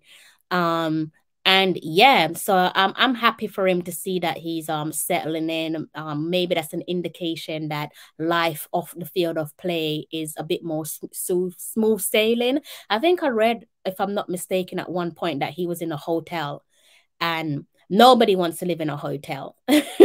No one wants people. You want your own bed. Like, we all miss our own beds whenever we're out and about. I'm sure you've all been in this position. I know when I go on my holiday, it gets to a point where I'm like, I want my own bed now. Or even I might not think it, but when I come home and I lay in my bed, I'm like, oh, I missed you. So footballers are human beings. It's the same. They have their family to think of. They have their themselves to think of, or maybe it's just something as simple as having your home cooked meal. I don't know. Me and them, we don't get the same type of treatment in terms of hotel, but you're probably not going to have your private chef come and visit you at your hotel. You want to be at home in your own comfort, feet up on the sofa and eating your own cultured food. So maybe all of that has something to do with I don't want to say the rebirth, but what we're now seeing of Cody Gakpo. Hopefully none of that when they buck Arsenal. So yeah, let them enjoy their moment right now. You know, it's a funny thing, Crystal. I was I was in the comment section of Arsenal 101, and there was an interesting discussion. I don't know if you've encountered it, when people talk about the Premier League arguably being the best in the world, certainly for drama and for competitiveness. I mean, we, the Gunners, 2-0 down against Bournemouth. Unbelievable. But my question to you, viewers and subscribers out there as well, is that a disgrace? Is it a shame on an Arsenal team to be 2-0 down, only to come back, claw scrape back to a sensational last gasp 3-2 victory? Is that testimony to the depth?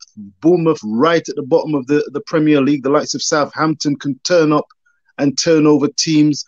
You've got the likes of Bournemouth dealing with Arsenal aways, but still, is that detrimental to an Arsenal, or is that testimony that even though Bournemouth are languishing at the bottom of the league, on a given day, you've got to give props, because the beautiful thing about the 12th man is that they're going to be supporting teams that can produce and will not take a backward step, and by hook or by crook, by any means necessary, they can come up with the upset. What's your take on it, Crystal? Viewers and subscribers, I'd love to hear your thoughts on this. Do you know what it is? First of all, that result at when they were 1-0 up, I was like, oh God. 2-0 up, I was like, oh God, because it's not really something that we've seen a lot this season. But it's the same Bournemouth side that drew 1-1 against Newcastle United, and we all know under Eddie Howe, Newcastle is no team is no laughing matter. Especially when we played against them, that was an uncomfortable game. And it was even last season as well, especially when you're playing them at home. Like, Newcastle is not a team that you want in your way, be it at the start of the season or at the end of the season. For Bournemouth, these are the bogey teams, because irritatingly, they're in a position which is basically saying fight for survival. They don't care about the fact that you're at the top of the league. They have no respect for you, and they shouldn't. And they approached the game to the best of their ability, caught us lacking from early doors, and they got their reward, and they deserved it. They deserve to be in that position. But this is the fine margin. This is what kind of gives you a little bit of an indication to say that Arsenal are changing, or there are changes there at Arsenal. Because if you rewind 5 seasons back, you probably don't even have to go that far. Once you see that 1-0, it's a stress. 2-0, you're thinking that's it, we've lost the game. And to actually see them fight back, and we're looking at substitutes who come on and make an impact, an invaluable impact, not substitutes coming on and making invaluable impact, that you have to admit, whether you're an Arsenal fan or a neutral, that there are changes there. It's not the same Arsenal of yesteryear. It's an Arsenal that's now, they're doing things where, and I'm not saying they're doing the same thing, meaning they're going to win the league, but they're doing things that irritates other fans that we've seen. I've been in a position where I've sat back. Arsenal are nowhere near the league, but you've sat back and you see a Liverpool or a City win it in that same fashion, and you're thinking, oh my God, how are they doing it? How are they finding their way back into this match? You're looking from a distance and you're thinking they're going to equalize, aren't they? And then you see that, okay, they're going to win it. I've seen it with Manchester City. I've seen it with Liverpool. You see it with some years back with Jamie Vardy and also the Tinkerman and Leicester City. And it's kind of a little bit of a sign that they're either going to go neck and neck this season, or they're going to go all the way and win it. I'm not saying that they are going to win it, but that's what you need to do if you want to win the league. You have to find a way to do it. There has to be, you have to find a way. You have to, what you want to call it, a miracle. You have to work a miracle for yourself. If you don't do that, then you're going to get what the duck gets, and you know what the duck gets. You don't want that, so you have to find a way to make a miracle, to work a miracle at all times, because that's what wins you league. That's what wins you the table, and I think that's what commands respect as well. Not just from the players, but also from the managers, from the not the players, the fans, not just from the fans, but also from the managers from other teams as well, looking on, and they're thinking, yeah, this is they're not a joke no more. You're not hearing that Arsenal lack this and Arsenal lack that and all the things that you would have heard from the likes of your Troy Deeney, which, by the way, back then they were right with their criticism of Arsenal. But it's been a while since you've heard players speaking quite disrespectfully towards our team, and we deserved it. You haven't heard it. The script has been flipped. Players, managers, and fans are some to an extent, certain fans from rival fan base giving them the credit where they deserve. But that Bournemouth game, every game from now on is a test of champions. If you're looking at the race for the Premier League, which includes United, City, and Arsenal, you can't afford a blip. You're looking at the race for Champions League football overall, and at the moment it's 5 clubs that's looking like they want to grab that all important spots there for Champions League. So you got Arsenal, City, United, Tottenham, Liverpool. If you want to throw Newcastle into the hat for argument's sake, you probably can, but I think they're at a stage where it's just building blocks. And Lord help us when they start to add some squad depth and more players to their ranking, because they've got a fantastic manager. They've got I like their keeper. I think he's definitely. I'm actually I'm maybe not surprised, because Gareth Southgate seemed to love Pickford for whatever the reason is, but at times I'm surprised that he isn't England's #1 goalkeeper. But that's their problem. I have no business focusing on what they do with their international football.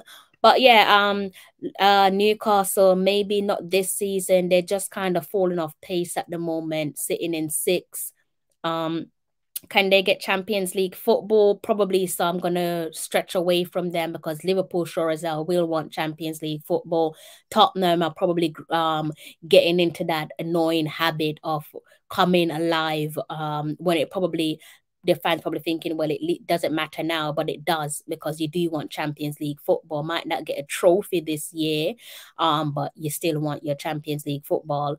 So there's quite a lot to play for between the 6 clubs there in terms of trophies, be it the league, cup competitions, and also getting those all important spots in Europe.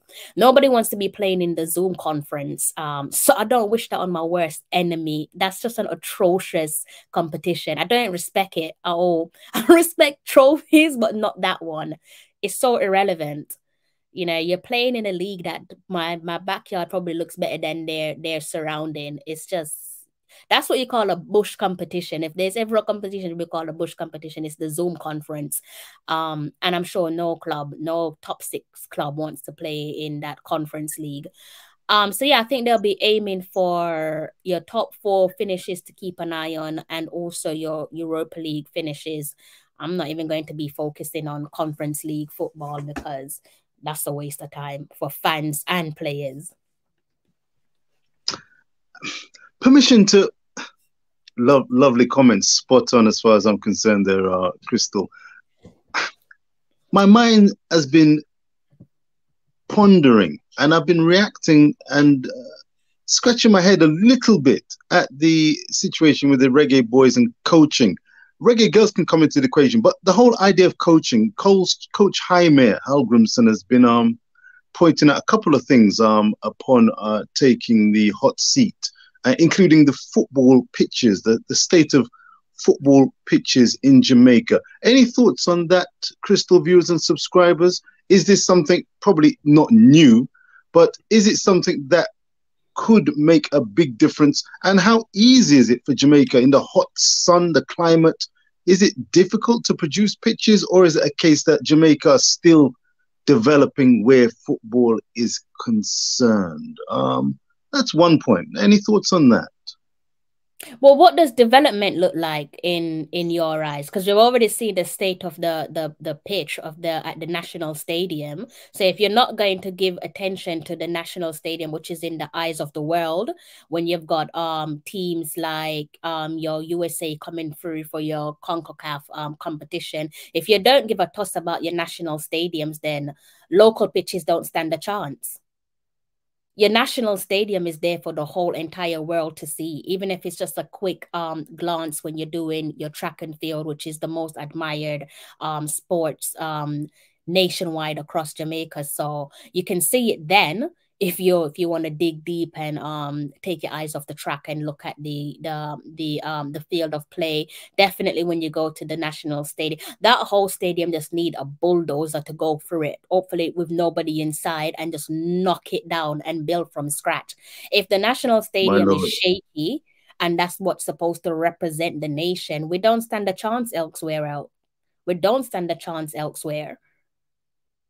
There's no way they're going to be putting money into little stadiums, bringing them up to speed, modernizing them when our stadium looks like something from the 1970s. It's not going to happen, is it? If we're being honest with ourselves. I know the first thing they'll say, where's the money going to come from? Because everything takes money.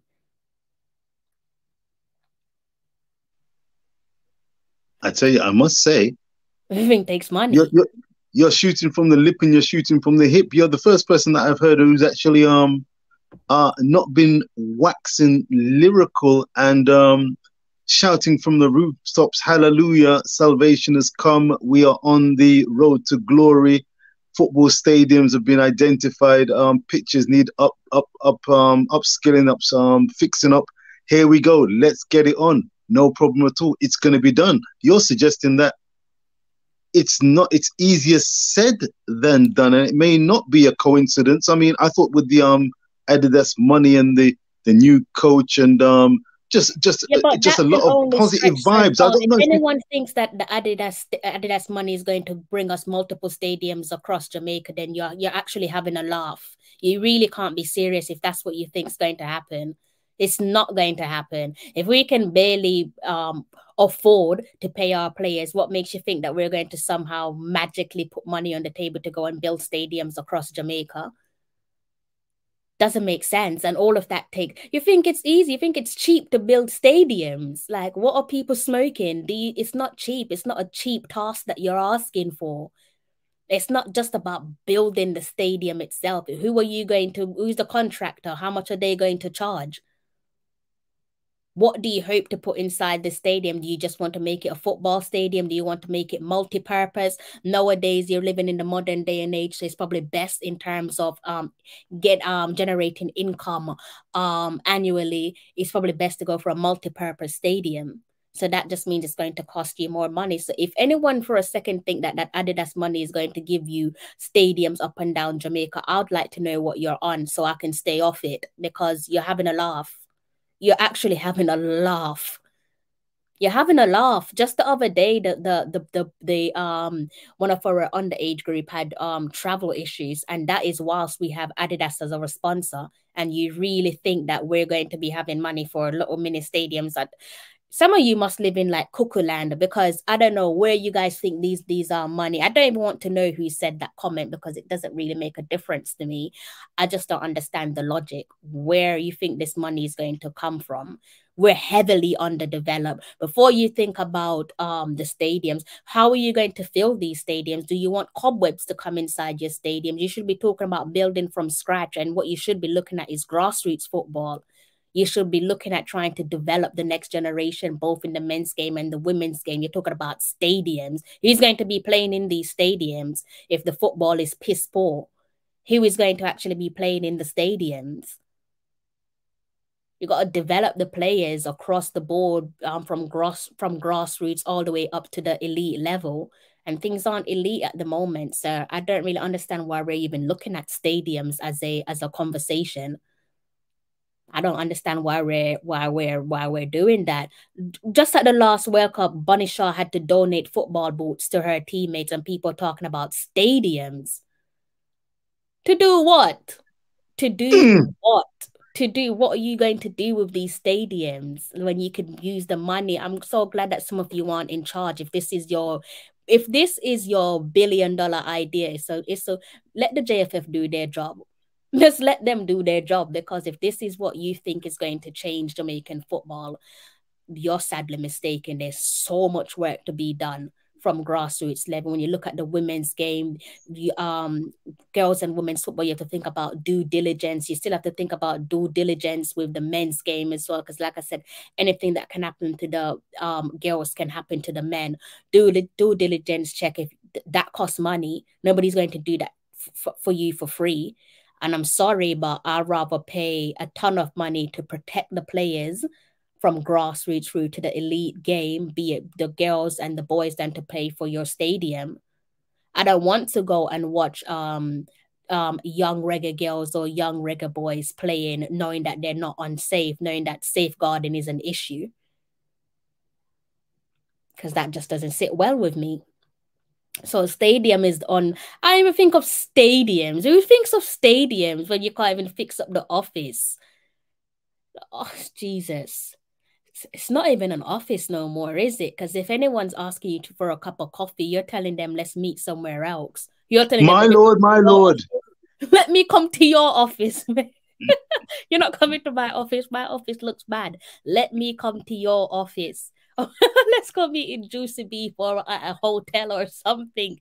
I ain't taking you to my office. My office got cobwebs. So I don't know where these people get their big brainstorm suggestion from. They need to stop thinking. That's what they need to do, because we have bigger problems on our hands. We have way bigger problems on our hands, and stadiums, that's not the high priority at the moment. That just means that there are fans out there who would squander the money just as bad as the JFF then.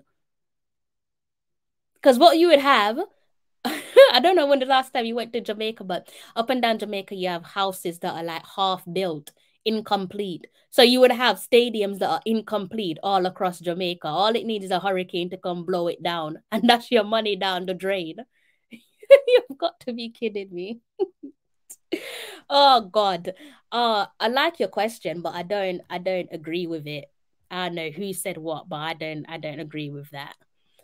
Well, it's always fascinating coming on Talawa because we like to tell it as it is, and we don't deal with the cool aid and deal with the existing narratives and the feel good factor. There's nothing wrong with the feel good factor, but keeping it real, keeping things in perspective is absolutely vital. So what you've just said is giving me extra pause for thought. As I said, there seems to be a new wind.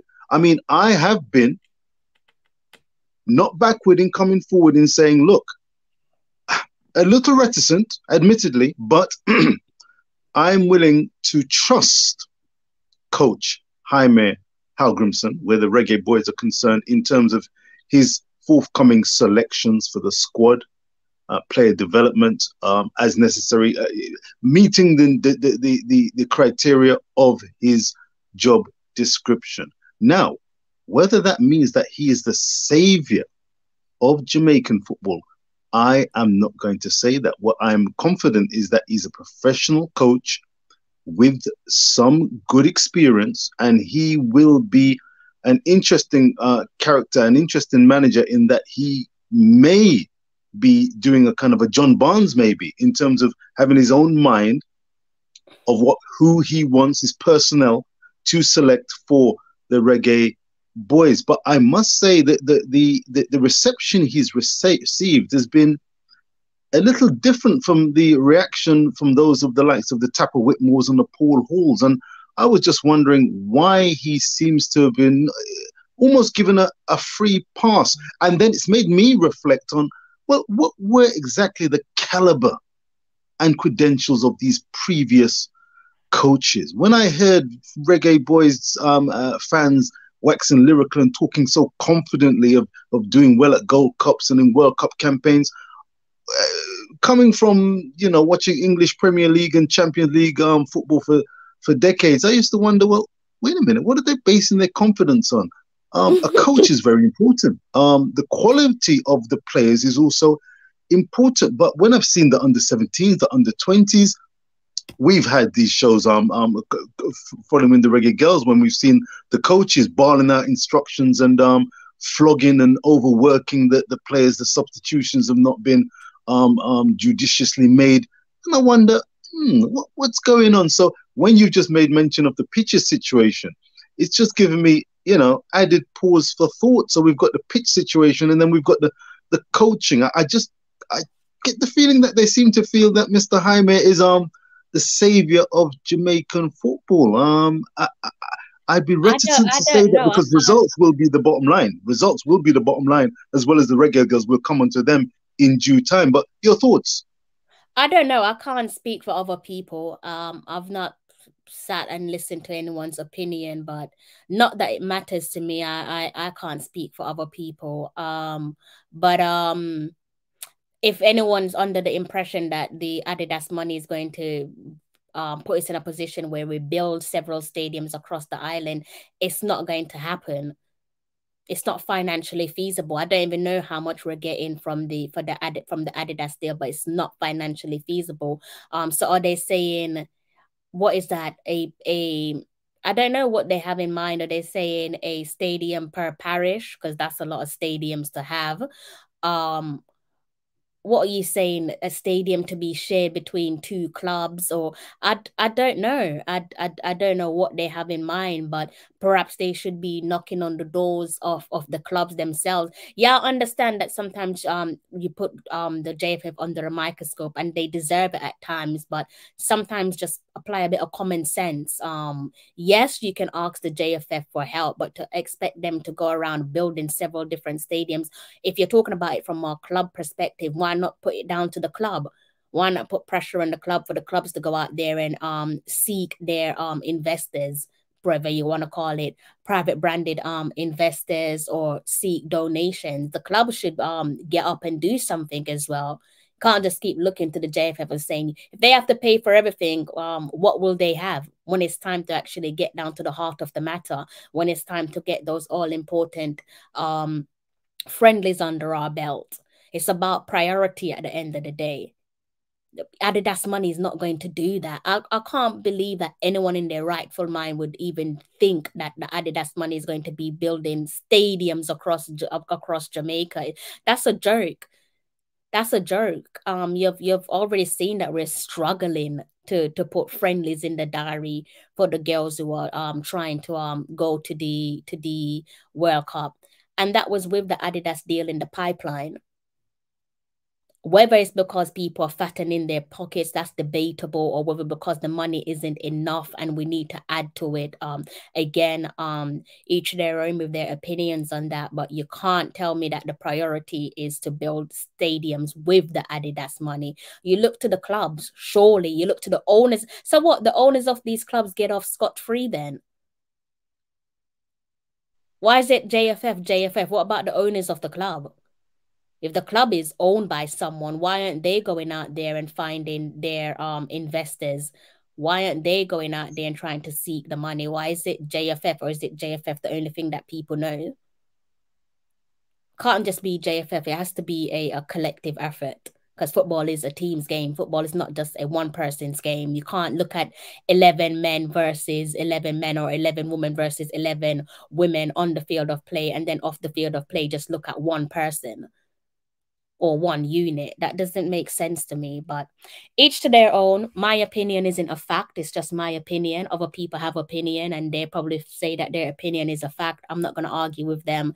Each to their own, but I have my own opinion. I don't think that makes sense to me anyways. I don't know. What do you think, since it's your idea?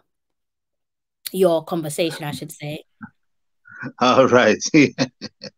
Well, it's just interesting. I think the overriding vibe and sense that I've got is that having an overseas coach has brought a wave of optimism. When Coach Jaime Hallgrimsson pointed out, straight out, to say, well, I noticed the quality of the pitches aren't that good. Words to that effect.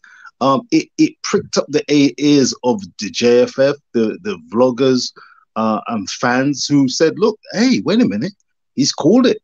He's called it. We've been beaten on about you don't need or a gaffer to say that. Nobody knows, with the greatest of respect to our gaffer. He's telling you something that you can see with a naked eye. You don't need him to say that he's called he's just speaking common sense. It's common sense. I don't think he would say that, use the Adidas money. Again, what about the owners of the football club? What are they doing? What are they investing?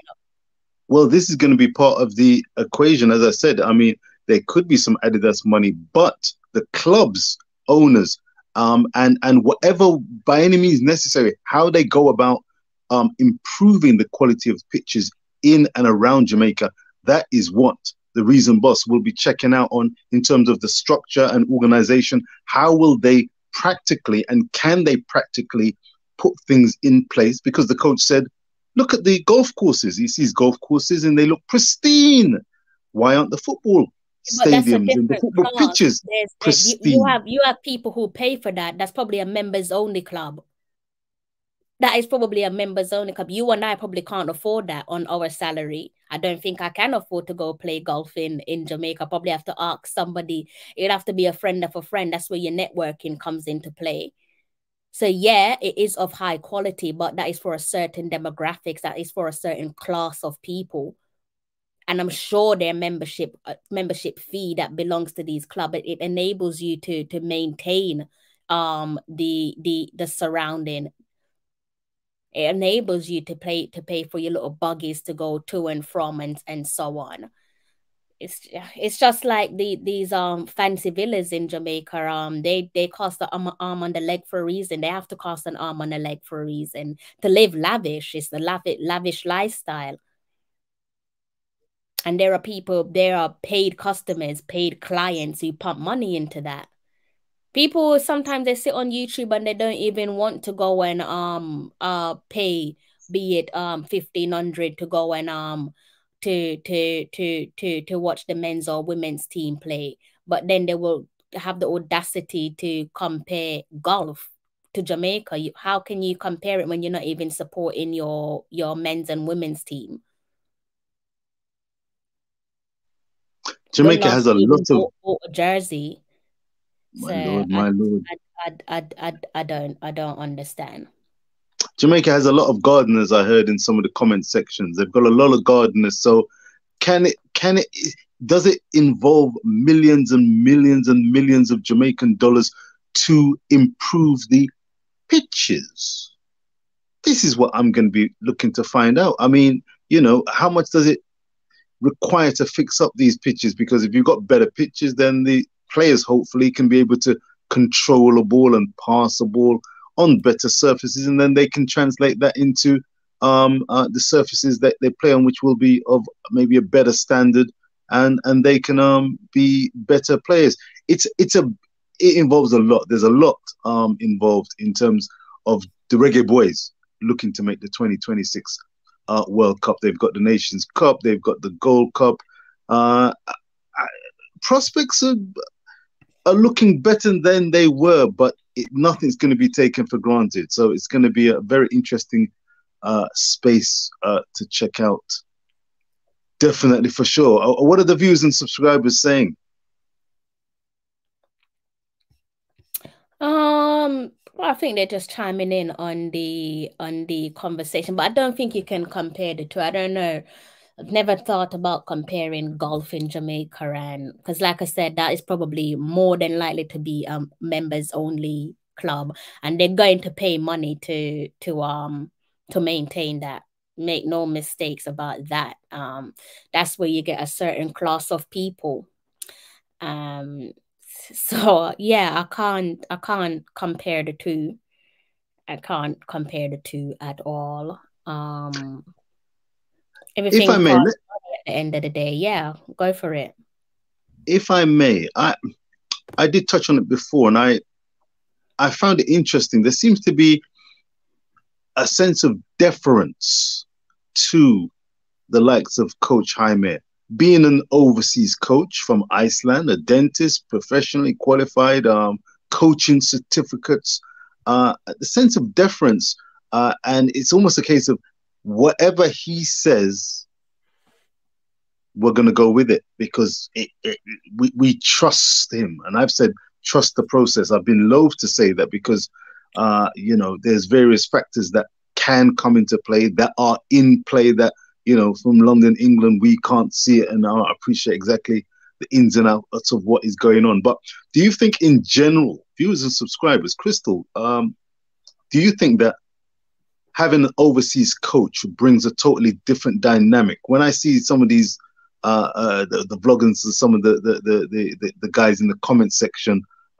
when they're very outspoken when it's come to managers like the Paul Halls and the Tappers, and if things aren't going right, they'll come down on the players and the coaches, and they'll be shouting from the rooftops, and they won't be backward in espousing their views. With Coach Jaime, there seems to be, he's come to the stadiums, he's sat down, he's watched, he's learning the language, he's learning the culture, he's coming onto the shows, and yes, it's kind of all bow, okay, respect, with a caveat, as Coach's Desk, for example, did mention, and it's a good point. He said, and this is when the straight face comes on. Bear in mind, yes, he's very amiable and he's very professional, and yes, we respect and like him.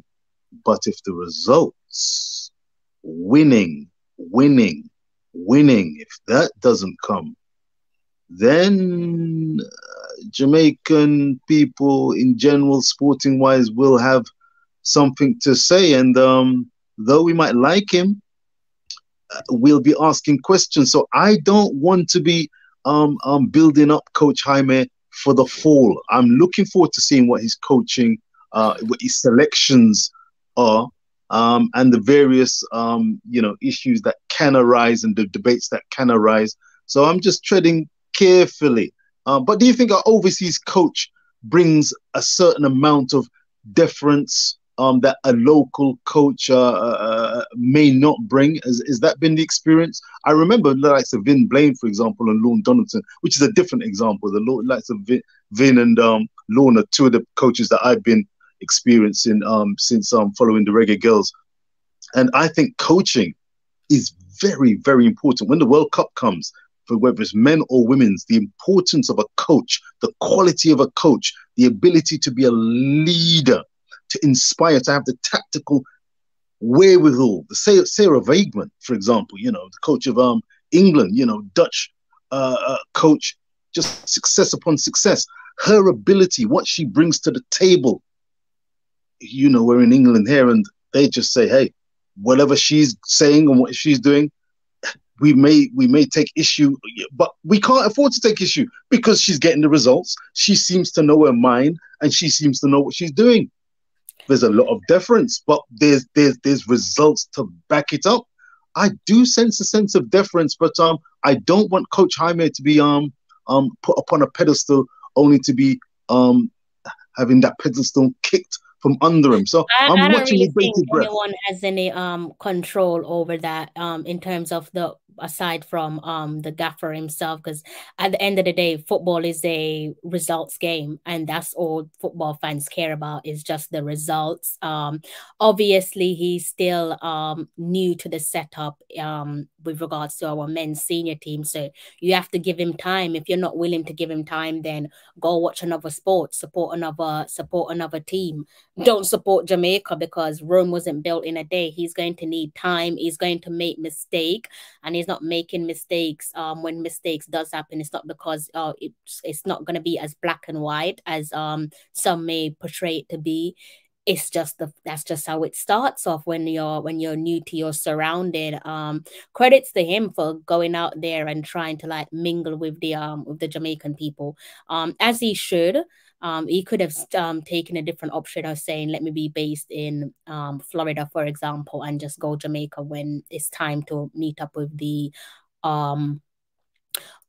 national side. But at least he's trying to get to know the people, and maybe that will add to how he coaches the players, seeing what football means to the people, seeing what they understand, what their expectations are firsthand. But all in all, whatever he's trying to achieve, everyone wants to see the boys qualify for the 2026 Men's World Cup, but that's a long way away. And before we walk, we have to learn how to creep, and that's where we are at the moment. We're trying to learn how to creep and take things in our stride. So obviously he's going to make mistakes, but when those days comes, it's not a case of saying we want him out. You got to grow out of that habit of saying you want coaches to be relieved of their duties, especially if they have something to offer. Everything takes time. It's no different to what you see at club level in terms of your club football. You can look at what's happening now with say Arteta is probably the ideal example of how things started off for him. Started off in a honeymoon period, winning the FA Cup within months of being at Arsenal, and then things went downhill from there. Still no Champions League football, trying to get rid of the toxicity within the club, and then obviously now looking like he's in a position where his team is fighting for the Premier League title, youngest team in the league at the moment. And fans at one point were impatient and they wanted him gone, but like I said, Rome wasn't built in a day, so you got to be patient and allow the gaffer to just do his job. Let him do his job, give him a reasonable amount of time. Like I'll keep saying, football is no different to your 9 to 5. How would you like it if you started off with your 9 to 5? You're completely new to the surrounding, and your colleagues are going to your manager saying, no, get rid of them in their probation because they're not good enough. You're going to take a while to get used to the ropes. Even if you have basic understanding, it takes a while to settle in and get used to your colleagues and be happy in your role, sir. Football is no different to your average 9 to 5. No disrespect with the term average. I'm just trying to bring my my point across. And with that, I've been going for almost 2 hours and 30 minutes. My eyes are starting to close on me, and I have a few bits that I need to get done before go to my bed. But yeah, timing is everything. You want your manager to give you time in your 9 to 5, so give your coach time in his 9 to 5. He's no different to you and I. So yeah, it's just timing. But football fans are fickle. You win today, and by tomorrow, when you pick up a loss, they no longer care about yesterday's results. So yeah, I'm glad I'm not a football coach, because I probably have bags under my eyes and wrinkled up and shrivel up. That's not an easy Oh job. God. Yeah, Oh that's God. a horrendous job. So big up the coaches, them out there, male and female. You guys have a job that I don't envy. Sleepless night, you don't get to see your missus or your mister. You get limited time with your family, and you have to go out there. And football is the one sport that where you have to always win. Why? It's not even possible to always win. Look at the great Barcelona. Every dog have their day. It is impossible to be the team that wins all the time. So it's Very true. unfair amount of pressure to expect the Reggae Boys to always win. With the most successful clubs in football, even they can't always win. So if winning is what you always want, then I don't know, go play, I don't know, create your own super team. And even they would win, because we see super teams at club level even they would lose. We see super teams at club level that lose. So it's impossible what you're asking for. You're not going to win all the time. So football is not for you. A matter of fact, if that's how you see it, you want to win, and have it your way, and you want people to come and take over a job and automatically get off to a flying start, you need to go and just leave football alone, because it's not for you. To put it politely. That's all I have to say. Sir Rich, final words? Well, it's lovely to be back on Talawa TV. It's humbling.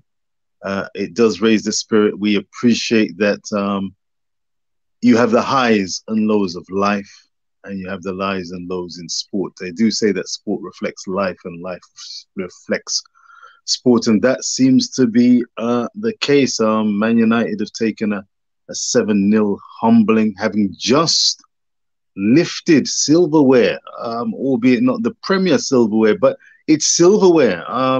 Harry Kane, the Spurs boy, Sir Warren, he would love to lift some of that silverware, but you're so cheeky. Well, no, Warren, I'm not I'm telling you that, you guys, I mean, Harry Kane, wonderful strike. His back. You put a dagger to his back. It was so unprovoked. Unprovoked. Hey, Ukrainian war, we're gonna have to talk about that on another occasion. Unprovoked and provoked. My goodness me, I've got a lot to say about that.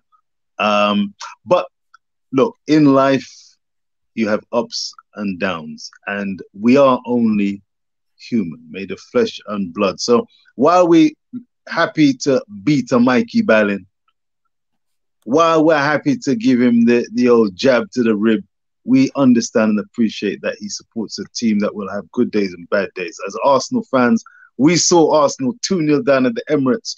What was a delight to experience and hear about is that spirit of optimism, supporting, getting behind, standing beside your team. It can make a difference. It doesn't always make a difference, but the way that the Arsenal fans reacted, having gone 2-0 down, rather than the boos ringing out and getting on the backs of the players, the intensity, the sound got louder as Apollo and Tony were testifying to. It got louder on Arsenal 101. They said the atmosphere rose. Excuse me, rose, and as a result of that feel-good factor, that positivity, that energy, helped to inspire the Arsenal team to come back, not only to draw level, but to cross the line with the 3 points. You're not always going to win a game. You're not always going to win a game. But once you leave it on the pitch, and in life, and this is my message to you as well, Christian, in life, when you leave it on the pitch, the stage of life, we've got this one opportunity. When we leave it and do the best we can ask no more. My father, Mr. Eric Stevens, passed away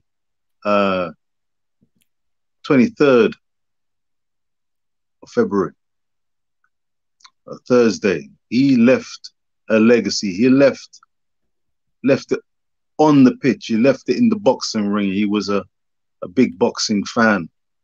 And he, without question or hesitation, gave me a passion and desire to talk and learn and understand and appreciate all things sporting. So I salute that spirit that lives on in me, and that comes with respect, love, and regard. And Crystal, again, I'd like to take the opportunity to offer my condolences and my respect for how you conduct and carry yourself. Even when criticizing, you're constructive. You tell it as it is, with respect, and I salute you as a person and as a YouTube content creator. To all Talawah's fans out there. I thought you were going to say, and as a friend. I got excited there for a second. Condolences again to yourself, Mr. Stevens. We're both going through a delicate period in our lives, but thankfully we both have each other to lean on. Like I said to you the other day, it's a roller coaster of emotions. One day you're going to be feeling all right, next minute you'll find yourself just crying randomly. It's happened to me a few times on my way to work, or just randomly on a train or a bus, and it will happen to you, I'm sure. Don't want it to, but it's just raw emotion when you miss someone. So just hang in there and take one day at a time. And you know, best of luck with your funeral planning as well. Thank you very much. Thank you very much. Those waves, I have experienced them out of nowhere, out of a clear blue sky. So those words have proved supporting as a portent of what to expect or not to expect. And yes, it's part of life. And if you have loved someone and someone loved you and there's been regard and respect, then it is absolutely understandable to have emotions. So you're quite right. And yes, whether you're a man or woman, emotions are emotions. And I'd like to take the opportunity to say thank you to yourself as a friend. We have not, would you believe, viewers and subscribers, we have not met in the flesh, but Crystal Davis has been a friend to me. And I do say, Crystal, yes, you are a friend. I No, good. I was block your number. You've saved yourself. I didn't think I had to actually spell it out. Yeah, but we I was should getting not take. excited to hear those famous words. I was on the edge of my seat, like he's gonna say it. Viewers and subscribers, she is a card, isn't she? A card. But yes, Crystal, yes, you are a friend, and you have proved so, and I do appreciate it. And to all family and friends who have offered. And this is, I mean, my last word on the matter. I've always wondered, I found it difficult as to what to say to people who have lost and experienced loss. Do I say too much? Do I say too little? What do I say? Is there particular words, phrases? What do you do? My experience, and I would like to say heartfelt thanks to family and friends, is that the simple acknowledgement that one has experienced the loss, that alone has meant so much to my cousins, to my brothers and sisters, to friends who have just, through a text, through a simple phone call, enough said, and it's meant so much. And I put you in that category. You've called me, you have sent a text, several texts, and they have all hit the spot. Why? It's a simple acknowledgement that somebody is experiencing and going through a particular moment. One can ask for no more, and I salute one and all. If you're out there and you've experienced a loss, just acknowledging, sincere, heartfelt, it's enough said, and I salute. Definitely, definitely. And that pretty much brings an end to the show, guys. I'm trying to see when I'll be back. The plan was to try and meet up with Mikey when I'm in Jamaica, but I have such a tight schedule. And the day that I was supposed to meet up with Mikey, I've actually got one of the dead yards on that day. So I don't know if it's feasible. I'll try and meet up with Mikey and give you guys a live stream. If not, then chances are depending on availability, you're probably only going to see Richard on the live stream and Mikey without me. But yeah, we'll plan something and let you guys know. I need to do some shifting around in my room before bed. I got some final bits that I need to do, and then tomorrow is a busy day, and I have so much stuff to get through tomorrow. I take it you've given up on the bonnet. You've given up on the bonnet. Wait till the morning and find a bonnet. It's irritating me so badly that I can't find this bloody bonnet. I'm just gonna have to buy a new one tomorrow. It's gotten under my skin so much, but I'm gonna have to buy a new one. Oh, God, that means at least £6 on a bonnet. That's ridiculous. But I think I'm just gonna have to buy another one tomorrow. So yeah, guys, I'll catch you guys in the week. Good evening, Mr. Beckford. Pick up yourself, Mr. Wallace. All the guys in the comment section. I don't want to name you all because I will forget a few of you. Mr. Webster, Fresh God himself. Bartender, I feel like it's the first time I've seen you on my channel, so big up yourself. Thank you for stopping by. TJ, hope school's going good. Mr. Williams, that's Tyrone. I hope you're well. Ben 10, good to have you over here. Good day to yourself. Hot chili, you know how it goes. Miss Williams, thank you for stopping by. Bessa documentary, I don't think I've seen you on the channel before, but big up yourself, Mr. Cunningham as well. And yeah, DG, always good to have you stop by. That's Deluded Guna for those of you who are wondering. Mr. Bolton, Mr. Baker, Mr. McGregor as well was here at one point, and Mr. Campbell, Tennessee Lewis, Mr. Stennett, Nitro. I didn't see you earlier on, but big up yourself. And I think I probably covered all grounds. And also Kevin Williams, he was first through the door today. Hope you guys have hit the like button. I've come to the end of the show. I was supposed to say something at the start of the show actually, and it's in my notes and I forgot to say it, but yeah, guys, I don't know if it's a complacency issue, if it's a black thing, if it's a Caribbean thing, but women, girls, remember to go ahead and do your health checkups, like your cervical screening. Do remember to go do your cervical screening. I did mine recently. I always go and get it done when my doctor tell me I need to come through and do it. Men, please do go ahead and check up on your prostate. That's something that is somewhat of a silent killer, because for some reason West Indian men aren't treating that as high priority. So do go ahead and check up on your prostate. Women, do your cervical screening, and also just other health check as well. I know when I come back I need to go and do my I was supposed to do my liver and my kidney, and time just I just got held up with so many stuff going on with me personally at the moment, and that shouldn't be an excuse because it is my health and my life. So yeah, guys, this year let's try and just take care of each other and try to take care of our health, because health is wealth. Money itself doesn't actually make you rich, but your health does make you rich. A rich man can have all the money in the world and he can get a sickness that is out of his reach, not curable. His money cannot find it, money cannot fix it.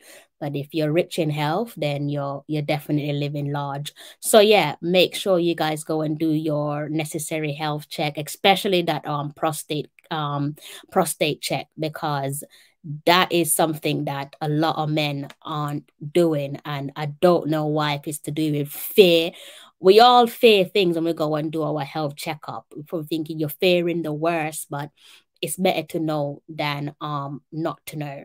It's better to nip something in the bud whilst you can, right? So please do go ahead and do exactly that. And girls, please do go ahead and do your, yeah, exactly. I read something about it some years ago, and even today I was doing some reading that Caribbean men, they do actually have a higher percentage in terms of prostate cancer, because they just don't know about it, unfortunately, until you probably need medical intervention. So don't let it get to that point, guys. Try to control your life as best as you can. And I think that's the note I'll like to end on. So yeah, girls, go ahead and do your necessary health checks, as well as the guys. And I'm going to keep it on that note. I'm going to have to love you and leave you. Massive thank you to you guys in the comments section. Greetings to you, Red Devil. Horrible day today for you, isn't it? Horrible day for you. You missed all of it. 2 hours of talking about what happened today. Bit of seven heaven there to go with your Sunday dinner. Have some He's of doing that. the Mikey Ballon. Is he doing the Mikey Ballon? Red Devil. He was hiding. Red He Devil. thinks he's slick. He thinks he's slick, Red Devil. Okay. I see you. I see you hiding. 1, 2, 3, 4, 5, 6, 7, and 1, 2, 3, 4, 5, 6, 7. Guys, in the comment section, have a wonderful Saturday evening. Eat for both of us if you're about to have your Sunday dinner. I'll try and touch base with you during the week. Once I've hopefully landed safely in Jamaica, I'll try and pick up a conversation with you guys. So between now and the weekend, I hope you have a smashing weekend. Go ahead and grab your goals. And also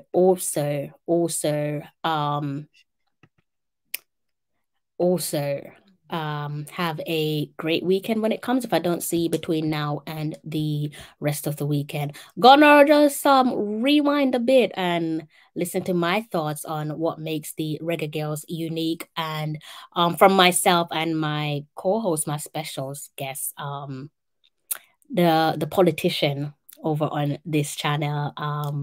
Good evening, guys. Enjoy the rest of your day, and we will catch up with you soon. The uniqueness of the Reggae Girlz is they embody the national motto of Jamaica, which is out of many one people.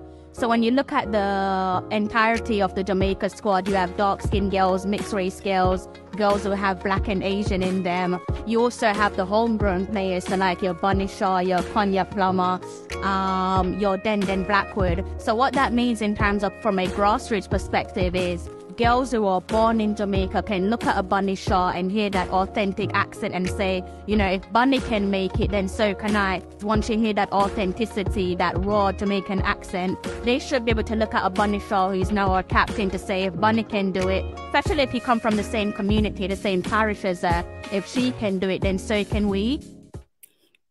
And on that note, if you're new to the channel, please do go ahead and hit the subscribe button. New or old, that shouldn't stop you from hitting the like button. It's been an absolute pleasure. Thank you for listening to me for the best part of 2 hours and 36 minutes. Almost did it again, but I'm not feeling as tired as I was last week. Have a smashing week, guys. And you know how it goes. I'm John Barnes, and you're watching Talawa TV with Crystal Davis.